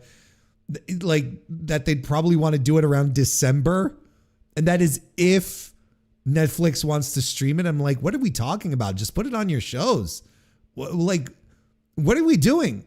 Like you do something completely on the side, another like more content. Just put it on Raw and SmackDown. What are we doing here? I don't understand. So listen, we had our fun. We had our shits and giggles laughing at the concept on stream last time. But I unless there's some major developments, this John Cena classic thing, I'm putting it on ice. And just maybe making snide comments like this one as we move along. But until they want to do it in December now. It's like, okay, they were not ready for this. They just threw anything together. They ran the idea through ChatGPT so it could come up with, oh yeah, you could do this and the audience will pick. And they're like, okay, fine. Here's the script, John. Because I still think John was going to go out and talk about Club WWE. Anyway, it doesn't matter. Oof, Warren, have you seen the Backlash free ESPN Hour 1 ratings? Yeah, they did under 1 million, if I'm not mistaken. Like I said for the ratings, right? Nielsen and they've changed their methodology so much in the past year that I already didn't talk much about ratings here because I leave it up to people like Dave and Joe Lanza and Brandon to break it down. And now even Brandon, when he's reporting these ratings and say, well, he compares with the previous model. And I'm like, all right, it doesn't matter. Like, what are we even doing? Type of thing. It's like, it's hurting my head. Joe Lanza just waved it off. Said, Joe's like, nope. Like they're all these models are jumping around. I don't even know what to report. I don't know what to talk about because I don't even know what these ratings mean anymore. But in the context, let's say you compare that to what they do on cable with SmackDown and whatnot. No, that's not a good number. Like it's not good. Is it something that I'm going to sit here and break down and analyze and say, oh, well, this, first of all, I wouldn't do it in the first place. Second of all, I feel less than comfortable now since Nielsen started changing their models. So, but no, it's not a good number. Like that's the best I can offer. It's really not a good number. 900 and some thousand. They're under, under 1 million. It's not good. It's not good. It's not good. It's just not good. ESPN cannot be happy. Like there's no way ESPN, unless the subscription views are incredibly high. But again, like I said a couple of weeks ago, if ESPN was happy with how things were going with WWE, they would be crowing to the moon about the ratings and how many people are watching week after week, but they're not saying shit. ESPN will tout a softball game. Their PR wing will put out a tweet saying, this one particular softball game of Major League Softball or whatever it's called drew 750,000 viewers, and they're crowing about it on social media, and yet nothing about WWE, the partnership that they entered for billions of dollars. There's something not right. And there's something that is just not right here. The John Tenental Classic, that's a good one. John Cena's Orapalooza, I like that one a lot. When all shows are simulcasted, why are we still on TV ratings? Look, brother, I don't know. I am not the guy to ask. I don't usually discuss ratings. I really don't, unless it's like something that I can really hang a hat on. I can't provide. I don't provide, and I can't provide, and I will not provide any type of in-depth analysis in regards to ratings. I don't know. I don't know. These days it hurts my head more than anything else.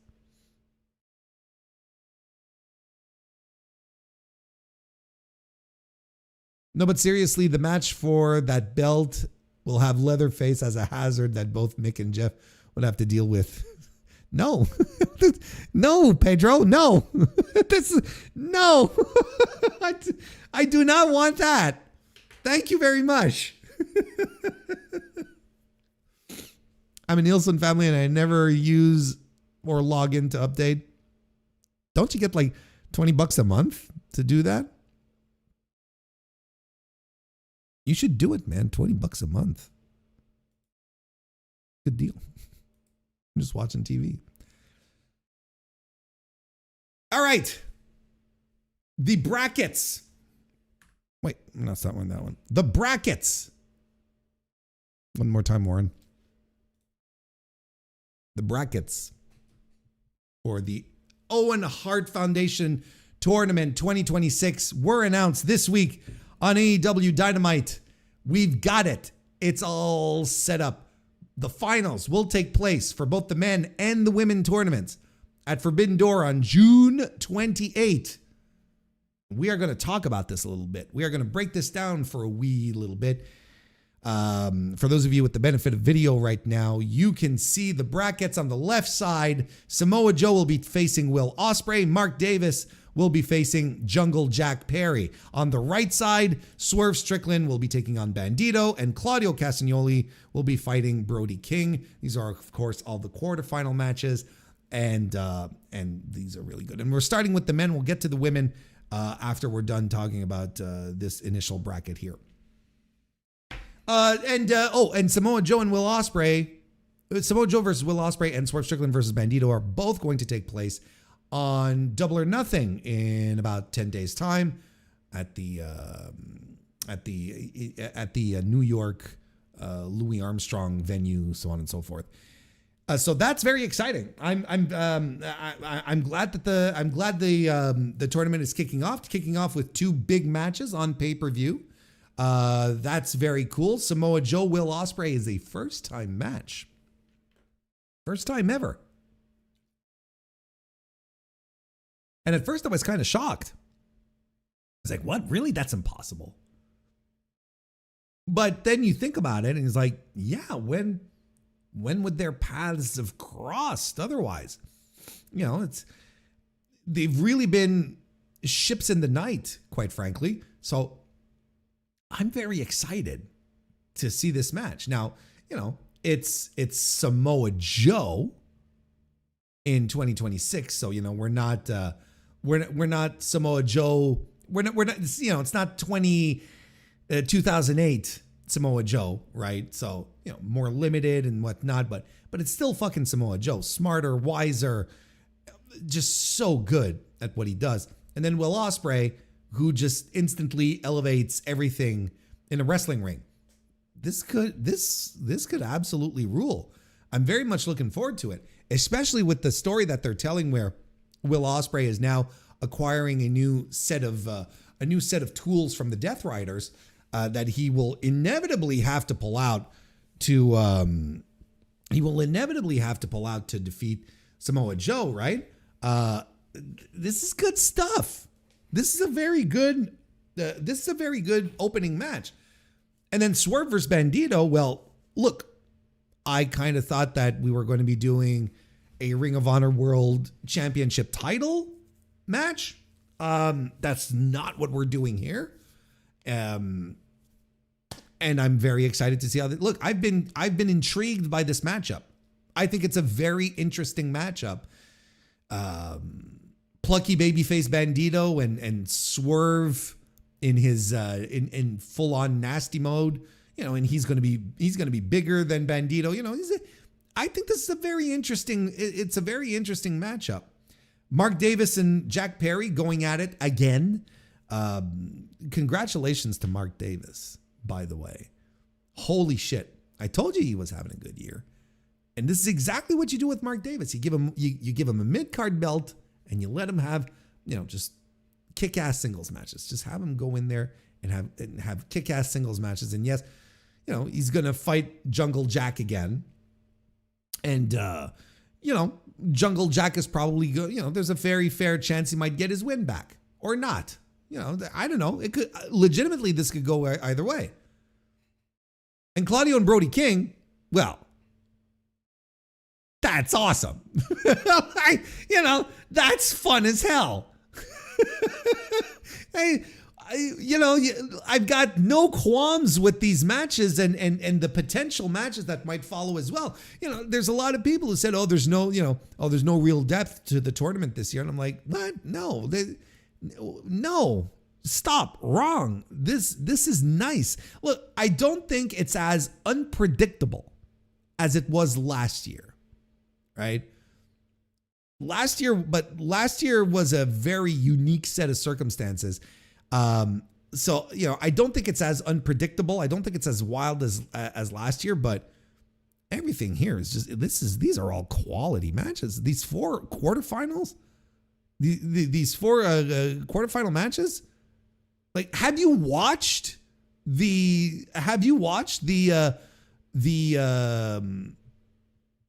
New Japan Cup for the past couple of years? The quarterfinal rounds are rough as hell, brother.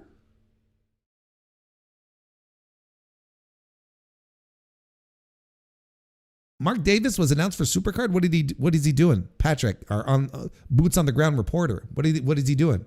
Dangerous Dungzilla. That's right. What do they have him doing? Hopefully something cool. Hopefully he just gets to beat the shit out of. He's wrestling Jelwa. Oh, poor Jelwa. I mean, cool that Jelwa is back on.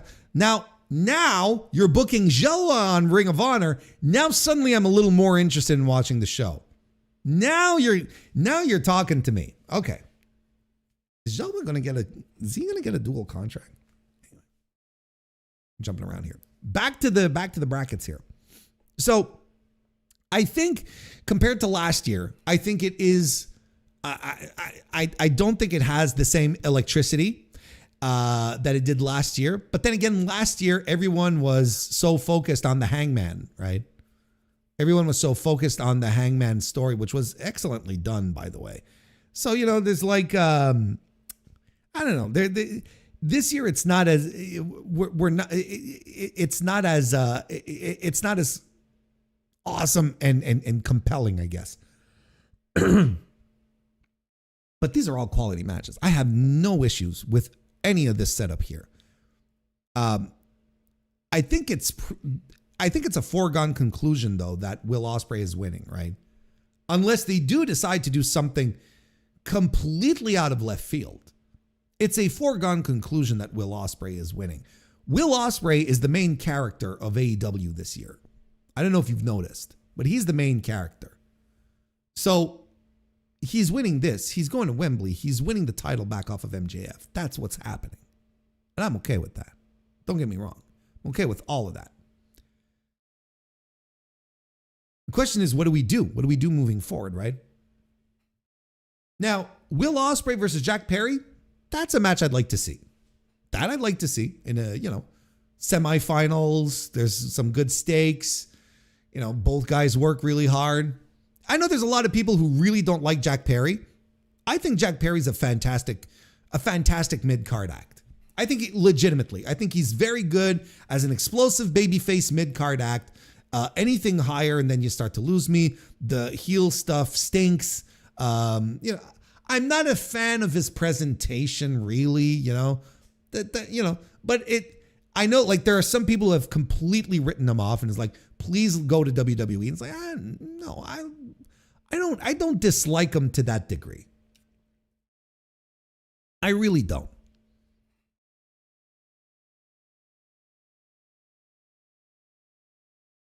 But are we so sure that Jungle Jack Perry is moving forward here. Because I bring unto you the idea of Will Ospreay and Mark Davis having another match off the heels of the one they had a couple of weeks ago where Mark Davis just pummeled the shit out of Will to the point that the doctor called the match. So off of that energy, we have the rematch here. Ospreay Davis, well, for the purposes here too. And then you go at it again and Will gets his win back. And it's, he proves to himself, the story being that he proves to himself that he's not as vulnerable as he was because he overcame the guy who completely destroyed him, who pushed him over the edge, with whom the situation that caused Will to join up with the Death Riders and say, yes, please save my career type of thing. I think that's a much more compelling story than having Jack Perry move forward, chat. I think that's a lot more fun. And it'll be a better match. It'll be a better match too, I think. And then on the right side, if we go back to Swerve, Bandito, Castagnoli, and King, already online last night when everything was being announced, there were tons of people on Blue Sky saying, oh, well, it's Will and Swerve at the end of the tournament in the finals, and Will has to dive into his new Death Rider bag of tricks if he wants to have an opportunity to beat Swerve, right? And I'm like, sure, that makes sense. That's fine. But what if we did something fun? What if we did something much more fun and have Bandito win?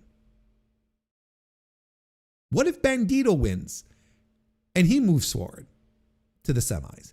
And Brody King beats Claudio and moves to the semis. So then you have the two friends, Brody King and Bandito, big guy, little guy, who have to face one another in the semis. People are going to eat this shit up. AEW fans will eat this fucking shit up. I will. That'd be awesome. And then Bandito wins and we get Ospreay versus Bandito. Fresh match. Something that we haven't seen before. Very interesting. And on top of that, here's what I think, why I think AEW might go down this spot. And you've probably figured it out as well if you're paying attention. Tony Khan loves Bandito and sees Bandito as a top guy. So what does a promoter need to do to make a guy into a top guy? What does a promoter need to do that? Well, you have him compete in the John Cena Classic and you have the crowd vote for him even though he's losing. You have him win. No. You have him win big matches against top guys. That's what you have to do.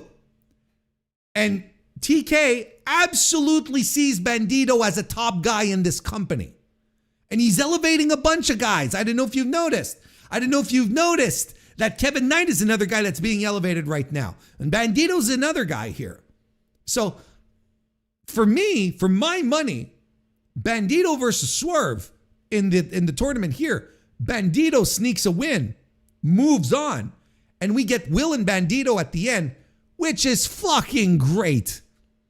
Which absolutely rules. That's a match AEW fans would love to see. After Bandito defeats Brody King, his best friend, his pal. Tell me I'm wrong. Tell me that wouldn't be interesting. Look, I wouldn't mind either way. I wouldn't mind. Swerve moving forward is fine, and we all understand the story, and it's a fine story to tell, and it's okay. But I also think I think the story that Swerve is trying to tell right now, even though it needs a little finesse, a little more refinement, but we're getting there.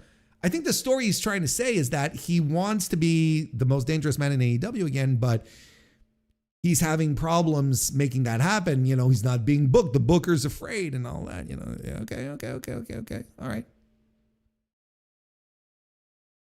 And I think ultimately, if Bandito wins here, defeats Swerve is going to be like, I'm not done with you yet, asshole. And then they have a rematch. Let's say you could drag this out to All In if you wanted, and this would be Swerve's big match at All In, and it could be for the Ring of Honor World Title, and you could put it on Swerve, and Swerve gets the big win at Wembley, and I think that's fine. Or you do something really fucking bold, and you have Bandito beat Swerve again at Wembley Stadium, because that's how you make top guys.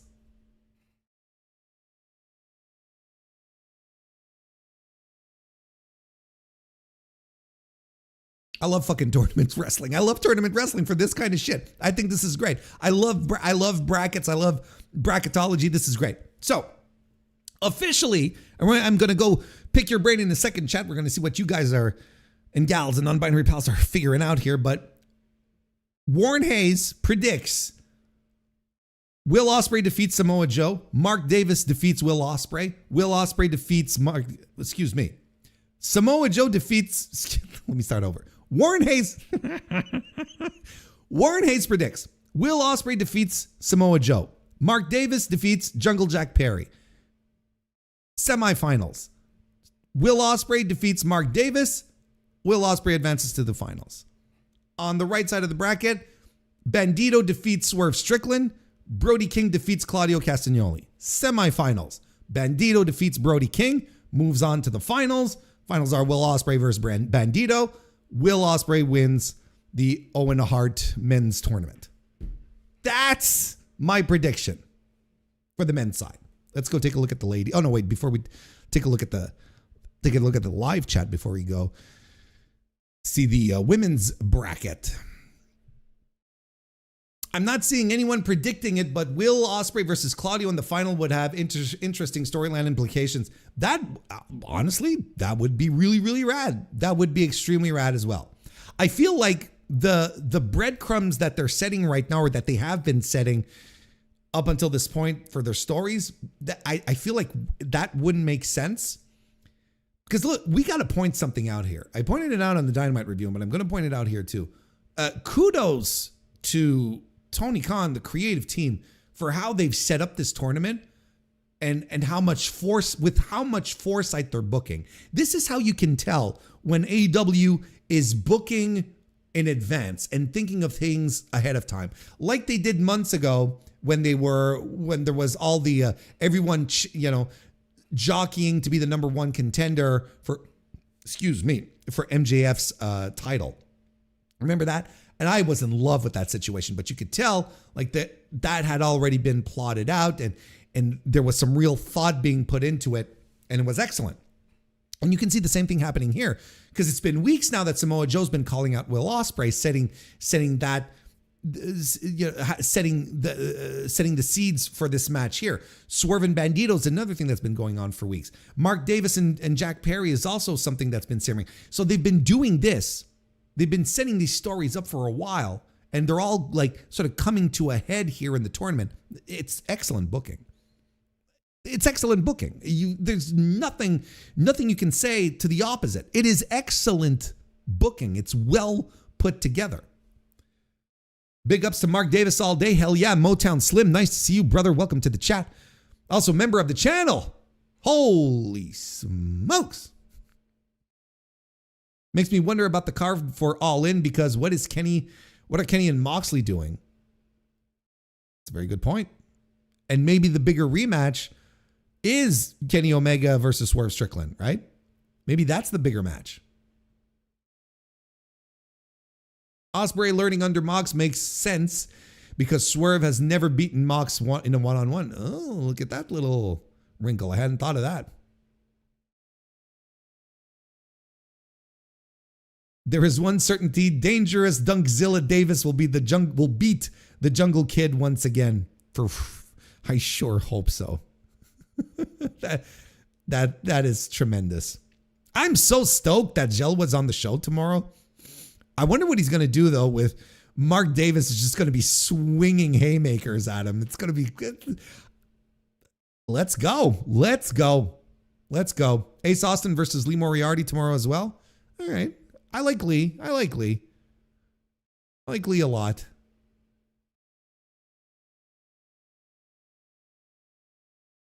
I think Wembley will be Ospreay versus Omega. As Omega is not in this tournament, I think he will win the title from MJF Darby. Bold prediction, TSG. Bold prediction. I'll hang on to that one. I'll hang on to. I mean, it could be. Look, because here's the thing.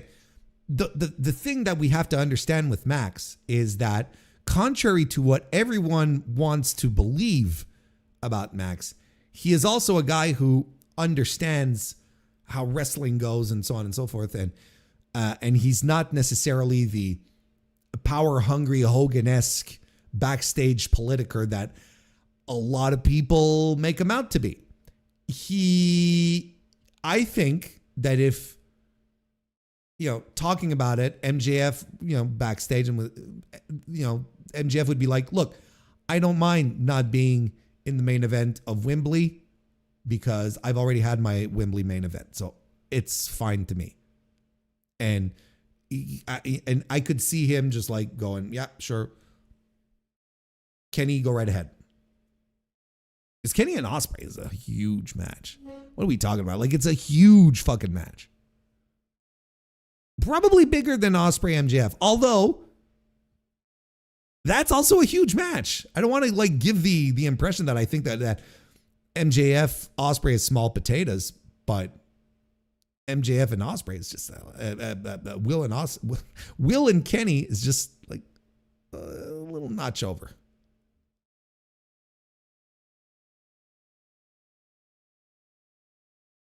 I will say Tony isn't shy about putting heel versus heel in tournaments a la Mercedes and Athena. No, he does not.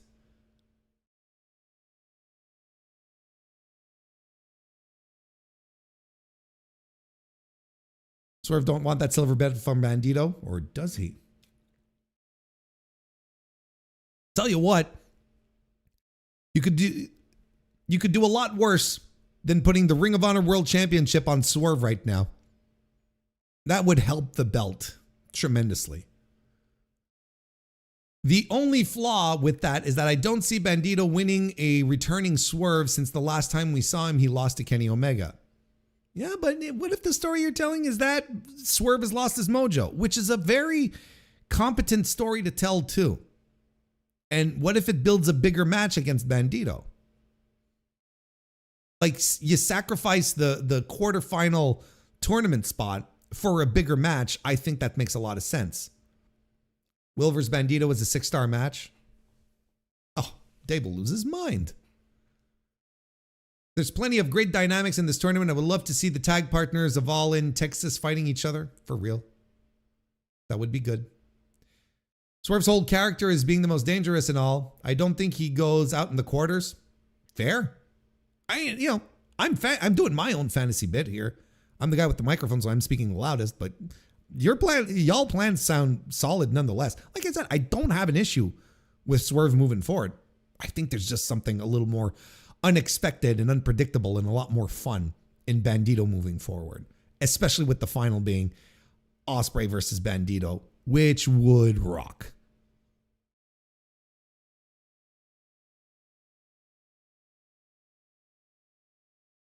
Let's go take a look at the women's bracket then. That's not the women's bracket, that's Mick Foley.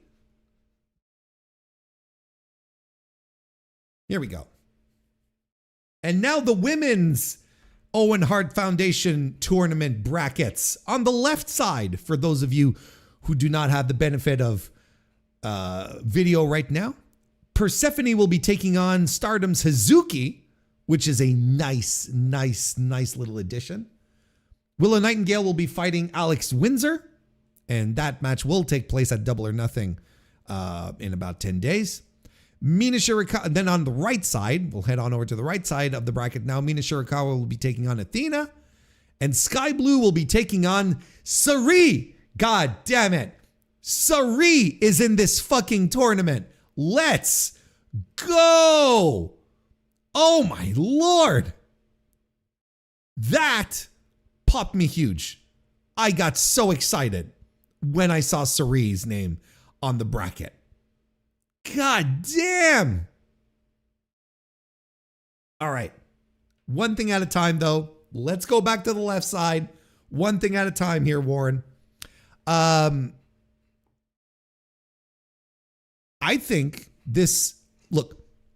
I think with what we're missing, what's lacking on the men's bracket, which is like, unpredictability, maybe to a degree, things not being as clear cut or things being very clear cut. I think the women's bracket sort of compensates. I think this is a very interesting tournament layout. I think the participants are fantastic. It really has a great diversity and is really breaking from everyone else you'd be expecting an AEW tournament to be filled with. Persephone showing up here, of course, she's on the dual contract deal, but nonetheless, a nice addition. It'll be nice to have her in the tournament. Hazuki stopping in from Stardom. That's tremendous. I love when these tournaments are able to include wrestlers from other promotions, from the sister promotions. I think this is great. That's one thing that's missing from the men's side. But the men's side are telling a very proper set of stories. That's fine. The women, it feels more like, oh shit, anything can happen here now. It feels like a sports tournament where you're just like, oh, we've got some wild cards in here, and that's exciting. Hazuki is great. I think she's tremendous. Persephone's very good. This should be fun. This should be a fun match. I'm looking forward to it. Persephone's winning. It's gonna be they're gonna fly in Hazuki for the tournament matches and then send her home for the tournament match and send her home type of thing. Here's what I'm hoping that AEW does with Hazuki. I hope they bring her in and have her work like a squash on Dynamite, maybe even a Collision. Just introduce her to the AEW audience in a short match before throwing her into the den of wolves here. Same thing with Sarie, but Sarie, we'll get to that in a second because Sarie is a special case. Anyway, Hazuki's not advancing. Persephone is.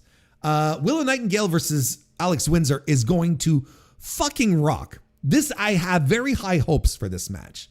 This is two women who aren't afraid to hit hard and get hit hard as well. I'm very, very excited for this. This is going to be fun. Two great pro wrestlers. Willow's advancing. No disrespect to Ms. Windsor, but Willow's advancing here. She's got a championship in the company. It's the second biggest women's belt in the company. She's not just losing in her first outing. Go to the right side. Mina Shirakawa and Athena. Athena's going forward. Right? That's what makes most sense, right? But then again, Athena on main roster, listen to me. Athena, when she gets invited to wrestle on AEW, she has no great shakes. She loses. She loses all the time. She ends up losing everything that she's involved in. She lost her feud with Toni Storm. She lost, she was Mercedes' partner in the tag team tournament. They lost in the first round, if I'm not mistaken, too. She lost in the Owen last year. She loses. Athena on main, listen to me. Athena in AEW is a loser. And I've talked about this before, and I can refresh your memory very, very quickly. The perception, because of everything that they do with Athena, the perception is that Athena is too good to be in Ring of Honor because she beats everyone, and no one can stand up to her because everyone are chumps. So she beats everyone because she's too good to fight to be fighting. She's too good to be in Ring of Honor, but she's not good enough to be in AEW. That's what they've been doing with Athena for the 12 months, 18 months. That's essentially her story. Every time she comes up to AEW, she loses. So would it be that much of a stretch if she lost to Mina Shirakawa? It wouldn't be that much of a stretch. But I hope she wins, and you'll see why in a second. Sareee versus Sky Blue. Look. Listen, pal. Listen. I will tolerate a lot of nonsense in my pro wrestling. Okay? Despite the fact that there's a lot of things that aggravate me, there's outright disliking and hating and going up to the barricades and screaming my discontent at the top of my lungs until my eyes get bloodshot red is something I don't typically do. But if Sareee loses to Sky Blue in the quarterfinals of this tournament, brother, I am going to be raging mad. I am going to be so mad. And this despite the fact that I find that for the past 2 weeks that Sky Blue's been better.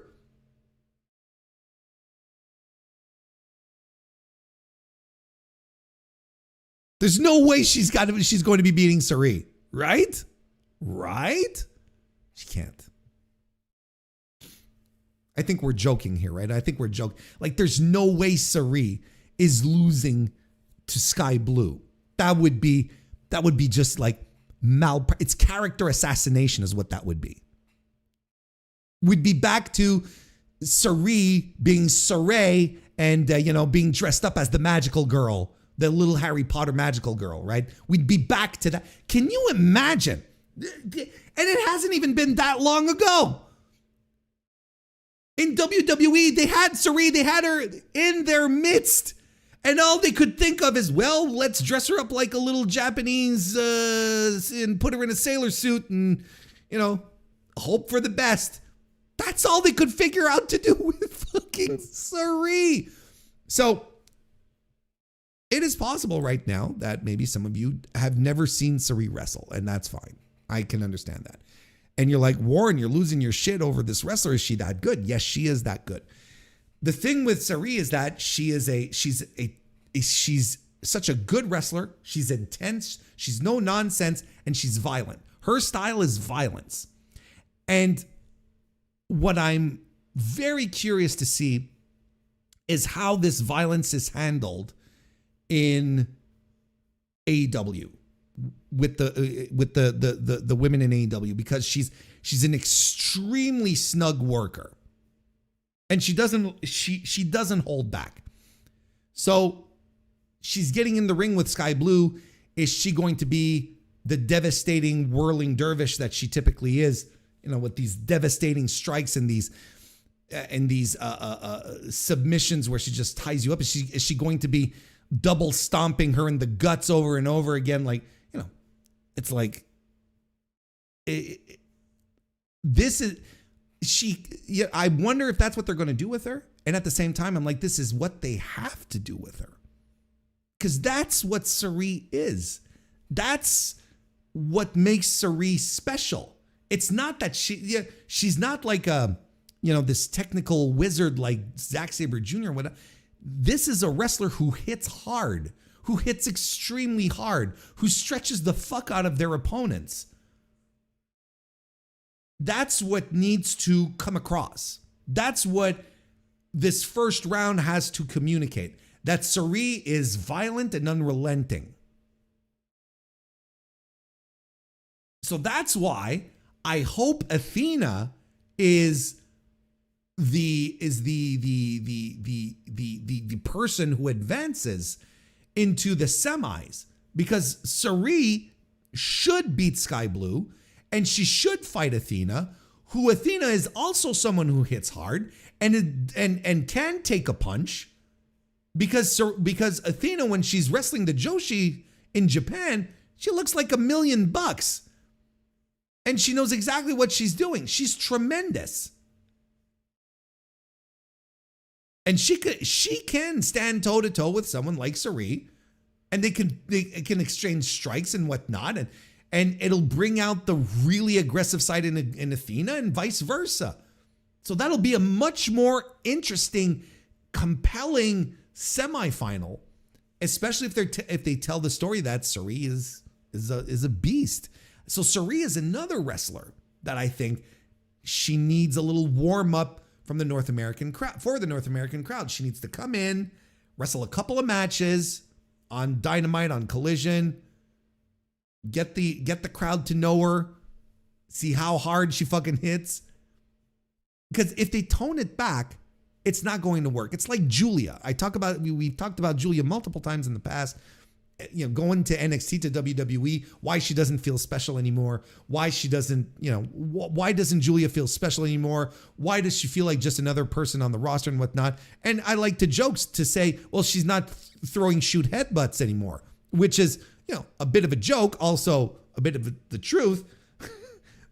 But Julia's like sort of cut from the same cloth where she's just like, she just hits people. She hits them for real. And that was and that was always the thing with Julia, is that you never know how hard she was going to go, how much shooting she was going to do. That was part of her mystique. That's what made Julia such an attraction for fans, where it's like, and some people hated her for that. I, on the other hand, was like, this is entertaining as hell,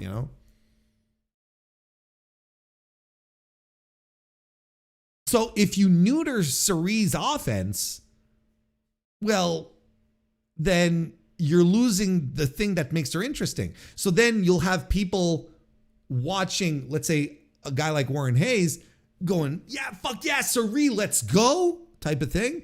And then she hits the ring and she just does very tepid North American style offense. And then people will be like, well, what's the big deal with this girl? She's just like everyone else. What makes her so special? Why did all these nerds online, why have all these nerds online gone nuts? She's very, very average.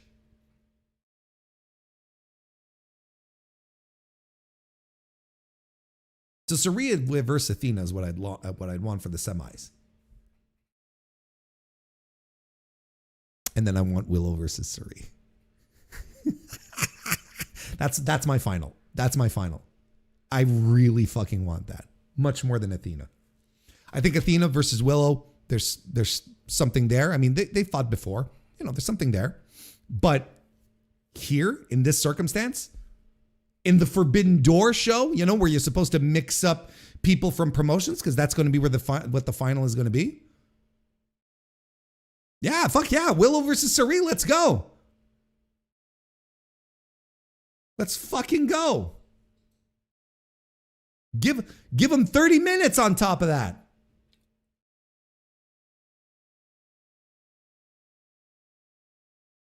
That's how I'd book it. See, this is true booking for the sickos. This is really booking for the real deal sickos. That'd be fun as hell. And then offer Cirie a contract. Maybe? No, don't. I still want her to do her produce shows.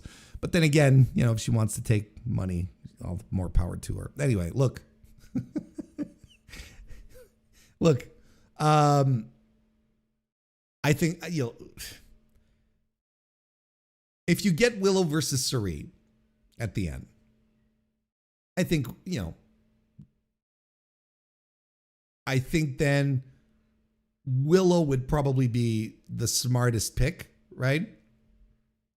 But the boldest pick would be Cirie.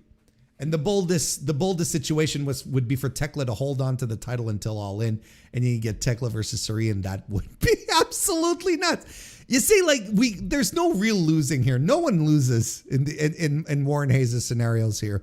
Whether it's Willow or Cirie, there's no real loser.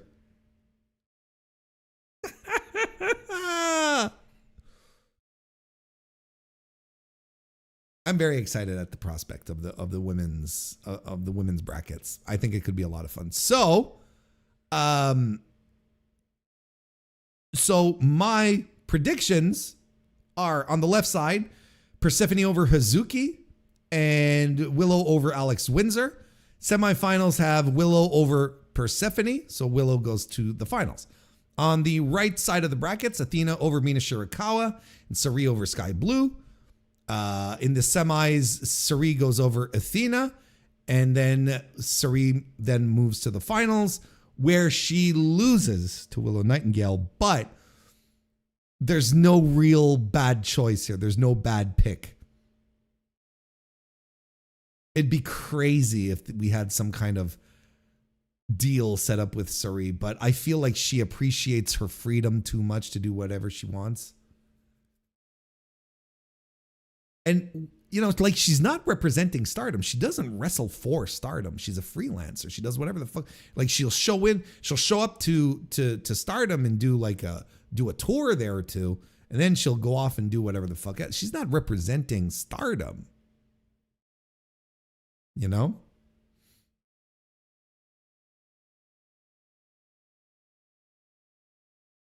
Well, look, we'll see how it all comes together. But look, this is very, very, very, very, very good brackets. Both sides. And very interesting. Two very different compositions. And I think someone pointed it out in the chat, where one is very story-based, the men's, and the women's is like more sports-based. It's more based on the action. There's no clear narratives here. The narratives will happen throughout the tournament, which is kind of how every tournament should go, really. Just have the narratives happen through the brackets and the matches themselves. It's good stuff. Very exciting stuff. Wait, where's Mercedes? I don't know. I don't think she'll be far behind. I think it's okay if she's not in the tournament this year. She won it last year. It's fine. Mercedes will be back sooner than later. TK wouldn't have brought Sari in if he didn't know her work. I just hope he gives these women a good time for these matches. Sari versus Sky Blue is the only match that should be less than 5 minutes. Sari needs to destroy Sky Blue. Like, if she's going to the finals, they have to position her as a devastating threat to Willow Nightingale. And the thing is that Sari is a tremendous heel. She's so good. Isn't Sari hurt? Well, she announced that she wasn't working the Marigold. She wasn't working the Marigold shows because she was going to be out for a month because of a neck injury. So, you know, the finals are at Forbidden Door. You can run these matches in a month. You don't have to start the Sari side of the bracket next week or the week after Double or Nothing. Or the theory that me and a couple of people in a group chat would prefer to believe, even though it's a stretch, but it would be a really funny stretch, is that she told Rossi Marigold that she had a crick in the neck and couldn't wrestle for a month for Marigold to get out of her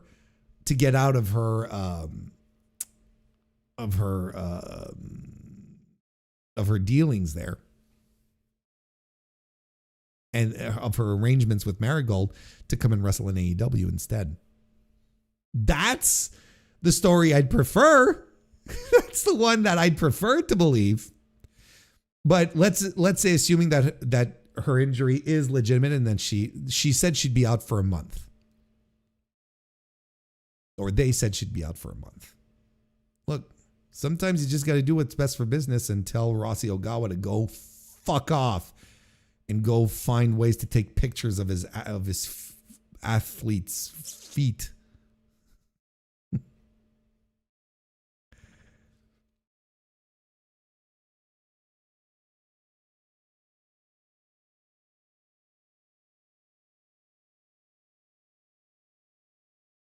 Willow versus Alex is a Pro Wrestling Eve special match. Sure, but I'm into it. That's fine. That's very good. I have another idea. How about we make the Ospreay family win both Owens? Alex Windsor wins the women's and Ospreay wins the men's. Look, they did that with Adam Cole and Britt Baker, and look what happened to their relationship. So I wouldn't test that curse again.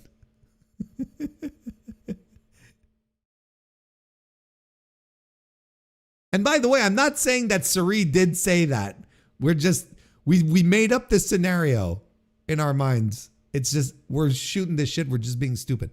I'm definitely not saying, so please don't put in the papers that I said that Sari told Rossi Ogawa a lie to get out of her booking with Marigold.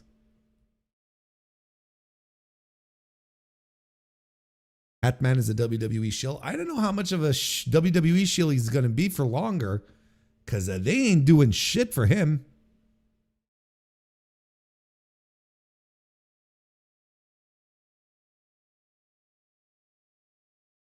All right. Supercard of Honor. We're going to preview it. May 15, 2026. The Wicomico Youth and Civic Center in Salisbury, Maryland. Also, a whole bunch of words I've never heard before. Oh, we've got the updated card here.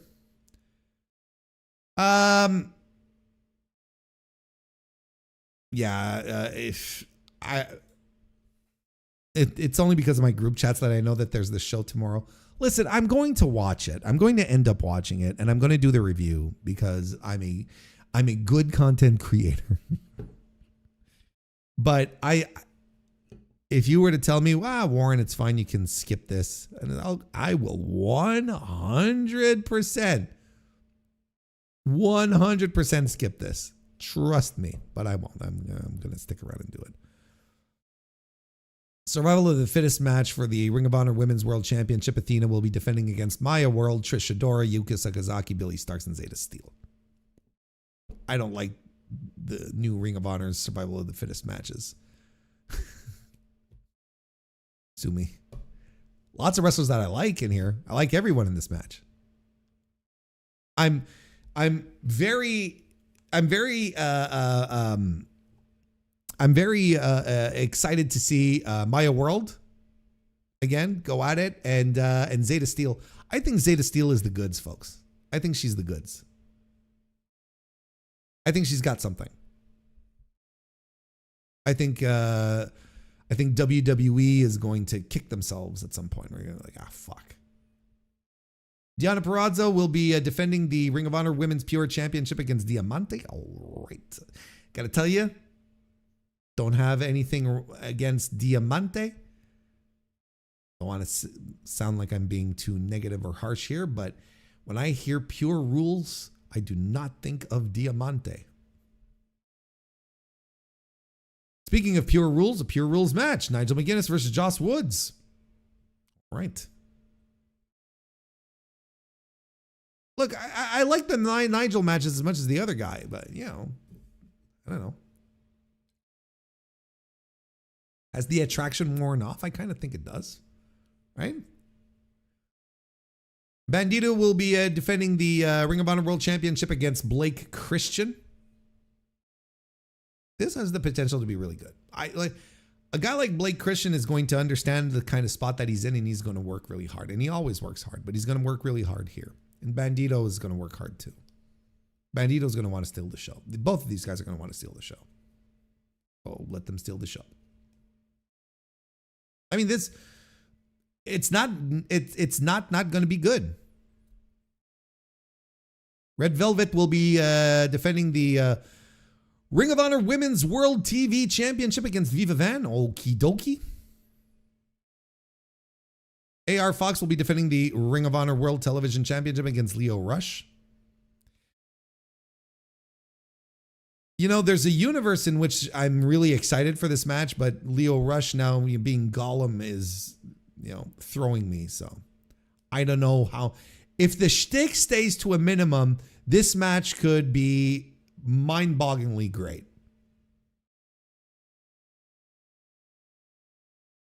The Shane Taylor's Promotions trio of Shane Taylor, Carly Bravo, and Captain Sean Dean will be taking on the Rascals. The Shane Taylor Promotions guys are going to be defending the Ring of Honor World Six-Man Tag Team Championship. Okay. Okie doke. See, it's like, what do you want me to say here? It'll be, yeah. I feel like I've seen this match. I feel like I've seen this match a dozen times. Not specifically STP versus the Rascals, but two teams like STP and the Rascals, two trios like these guys going after each other, light heavyweights jumping around, lots of flips. I've seen this match so many times. You know what I mean? Like this archetype. Anyway, Myron Reed rules. Mark Davis versus Zelwa for the AEW National Championship. Now, that rules. Now that's a WarrenHayes match right there. I still don't know what the fuck Zelwa is going to do, but God bless him. And Lee Moriarty will be defending the Ring of Honor Pure Championship against Ace Austin. Okay, sure. I like Lee Moriarty. I like Lee Moriarty a lot.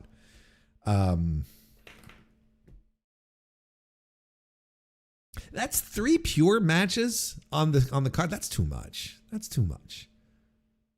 Like I like a pure rules match like everyone else, like not like everyone else because not everyone likes them, but as much as the next guy who likes pure matches. I really do. But 3 seems excessive. 3's too much. I feel like the Nigel Josh Woods match is completely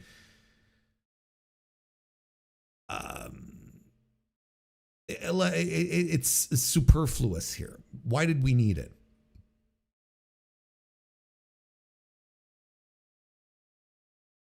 So is this our main card and then we're going to get the pre-show? I'm not watching the pre-show, guys. If there's a pre-show, I'm not watching it. You got to give me that at least. You unless one of these matches here ends up on the pre-show, I'm not watching the pre-show. If we're doing, if we're doing let's say the Outrunners and Dalton Castle versus the frat boys, the frat house, they can go suck an egg. I'm not watching that. You know what I mean? I'm not watching that. I'm not invested enough to get into this. So there you have it. Like, here's the thing, and there's maybe a lot of you are being very, very polite now and not completely emptying your thoughts into the chat here and giving me shit for being so dismissive of this show. And you're like, fuck, Warren, look at all these great matches. And like, I guess, but I'm not invested. And I don't care about Ring of Honor. And it's something that I hate to say. It pains me to say the following words in this sequence. I don't care about Ring of Honor. And I'm not going to care about Ring of Honor more than the guy who owns it. Like, this is something in general in wrestling that I'm done doing. Me trying to care more than the people who are booking the shows, who are working the shows. At some point, I'm like, okay, if this is how you're going to do it, then I'm going to meet you with the same type of energy. And Tony Khan does not care about Ring of Honor. This is a very lazy card. This is a very fucking lazy card. The women's main event, the women's title, which is, for all intents and purposes, the anchor of these Ring of Honor shows, right? That's the one everyone focuses on. We're having a scramble match essentially. No. Like, this is lazy. It's a lazy card. Throwing things together, Nigel McGuinness versus Josh Woods. It's like, it's nice and all, but I don't care. I don't care about this show. I don't care about Ring of Honor, and I should. And there's only one person to blame, and that's Tony Khan. Tony Khan is the only man to blame here because he decided to listen to the dumbest people on Twitter who got upset when Ring of Honor titles were featured on AEW Dynamite and Rampage and Collision, and they got upset about it because their little fucking, bird brains melted the minute that they saw it because they just couldn't comprehend other promotions that he owns having crossover talent and crossover titles.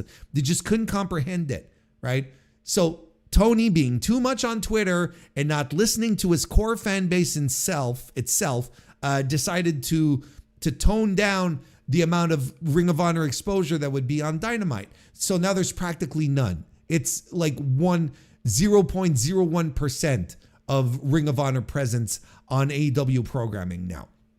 And that ultimately ended up harming the Ring of Honor, ended up harming the Ring of Honor brand. Can you imagine? Like, think about this for a second, folks. What was it? 2-3 years ago? 2 to 3 years ago, the talk of the town was the Briscoes versus FTR. FTR, an AEW act, and they would cut promos on the Briscoes on AEW television. And then you'd have these glorious all-timer great tag team matches. So what the fuck are we doing here? Chris Jericho would parade with the Ring of Honor World Championship. Claudio Castagnoli would do the same thing. So would Eddie Kingston. And then now, like, you barely see a Bandito with the Ring of Honor title when he shows up, because Tony seems to understand that it's not a good look to have your Ring of Honor World Champion losing matches and being in the mid card. It devalues your title. Well, the damage is done. The damage is done. That's what he did with Mark Briscoe, and now the damage is done.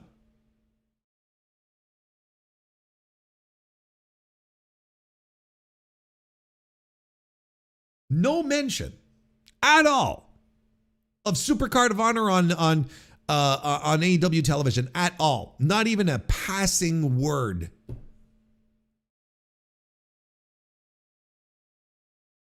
Nuts. So I'm not going to care more about this promotion than the guy running it. I'm sorry. I can't. I won't.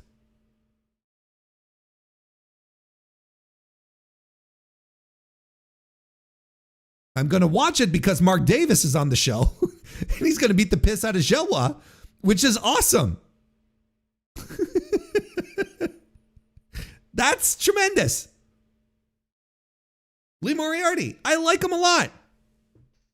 Bandito versus Blake Christian, sleeper, great match. Everything else, I'm kind of like, whatever.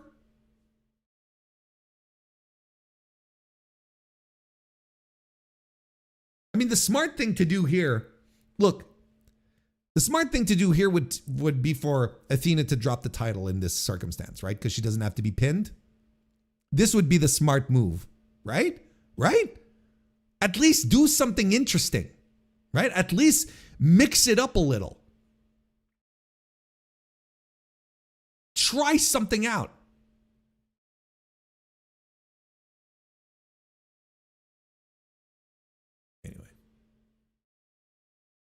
Anyway, we're about done. But you know, like it sucks that I don't want to hand wave wrestling shows like this and just especially when it's a promotion that I should have a kinship with. I should be able to get excited about a Supercard of Honor, but I don't.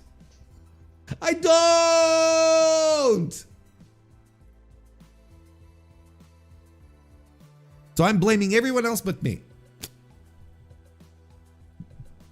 Because after all, I am a middle-aged white cis male. That's what I do. It's in my genes. Bandito doesn't even bring the belt to AEW matches. I know, exactly. He did for a bit, but then he stopped because I guess somehow we realized that it was doing more damage than good. You know?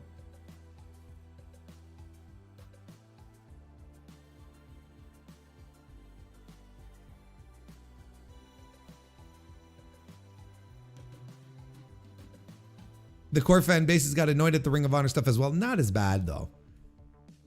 And, really not as bad.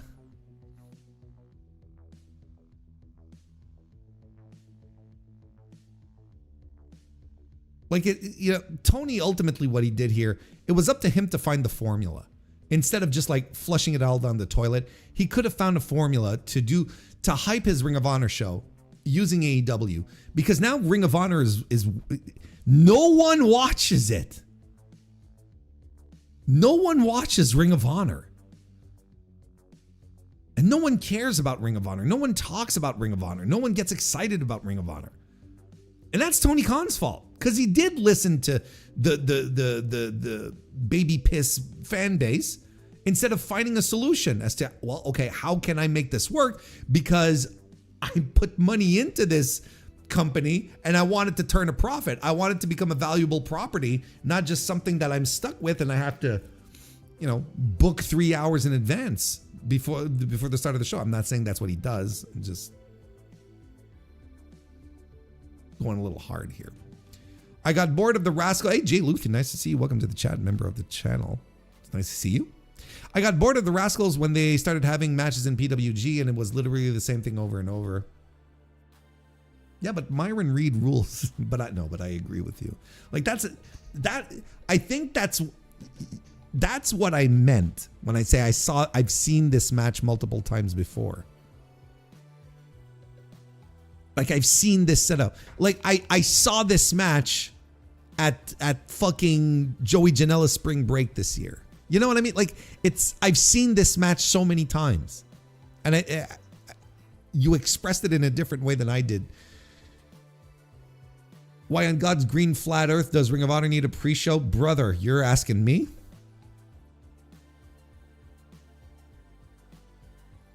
And completely forgot about Diamante until I read her name. Well, there you go. When I think of 2026, I don't think of Diamante.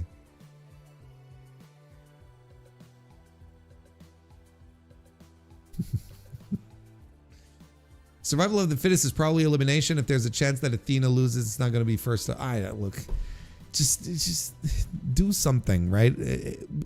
We'd be due. Wouldn't be we're overdue with it. Anyway, it doesn't. Again, why do I care? It doesn't matter. It doesn't matter. My thoughts on what they should do with Athena and the women's title, it doesn't matter because it's Ring of Honor. It doesn't matter. Last year's Supercard of Honor had the match of the year with Bandito and Takeshita. God, that was a good match. That was so fucking good.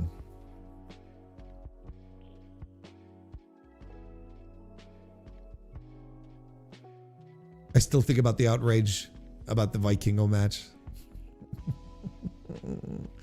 People are so dumb. Why do we want everything to be the same everywhere? I was subbed to Honor Club for 8 months without knowing it. See, that's how he gets you. That's how Tony gets you. But now the thing is that you can sub to my AEW, when you're in the UK, and then you get the pay-per-views, and then the live Dynamites and the live Collisions and the Ring of Honor pay-per-views. That's what you got to do now. Previous Ring of Honor Supercard of Honor had Bandito versus Hechicero, right? That was a couple of pay-per-views. That was the last two ago. Was it Final Battle or? I don't remember. Yeah, that was pretty good. That was good. That was legitimately good. But you have two great workers, so that's the thing. It's like the matches end up being very good. You just can't bring yourself to care. That's the thing. And then Best of Super Junior started today. And apparently Francesco Akira and Kosei Fujita had a great main event that I'm excited to go watch once we're done here.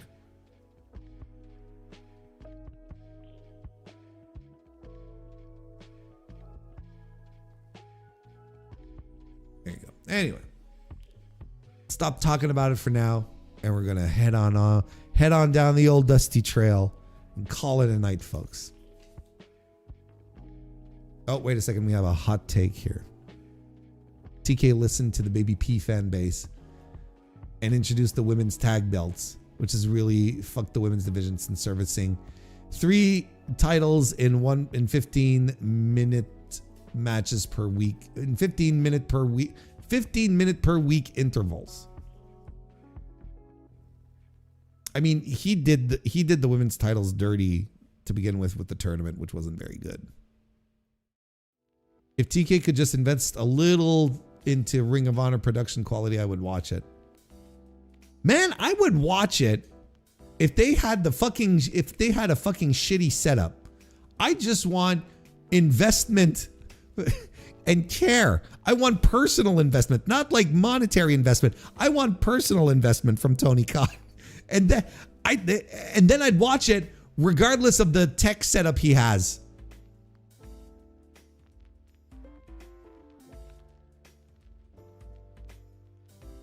Anyway. Just give Ring of Honor to the DPW boys. A truer statement has never been told. Just let them run it.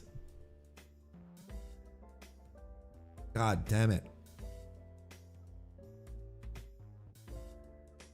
Get a lot more Adam Priest, I tell you what. Why is he not booked on the show? Anyway, okay. That's enough. That's enough. It's enough Ring of Honor talk. I gotta go. We're going to wrap this up. So if you are a member of the Mr. Warren Hayes Show channel, and a lot of you are, you will be getting the Ring of Honor Super Card of Honor pay-per-view review this weekend, probably Saturday. So you will be getting that in early access before any one of the other jabrones get their peepers, their feelers on it. So become a member, hit the join button, you know, show some support and get some early access stuff. It's a good deal. It's a good deal. I'm a cheap date on top of that. Other than that, listen, I'll be back on Monday for another stream. But again, thank you all for showing up, for joining me this evening. I appreciate it tremendously. I always look forward to streaming, and you know, I appreciate each and every one of you who come in every single time to come and listen to me rant and ramble. I appreciate it. I'm not counting or anything, but you all should know that. But you should all know you spend more time with him per week than me and you're lucky for. Thank you, darling. See, what a way to make my chat feel special while in the meantime just stabbing me repeatedly in the heart. There we go. So there we go. We'll wrap it up. Thank you everyone for coming in, for hanging out. I appreciate you guys and gals and non-binary pals. Have a great rest of your week and a fantastic weekend on top of that. And I'll see you next time.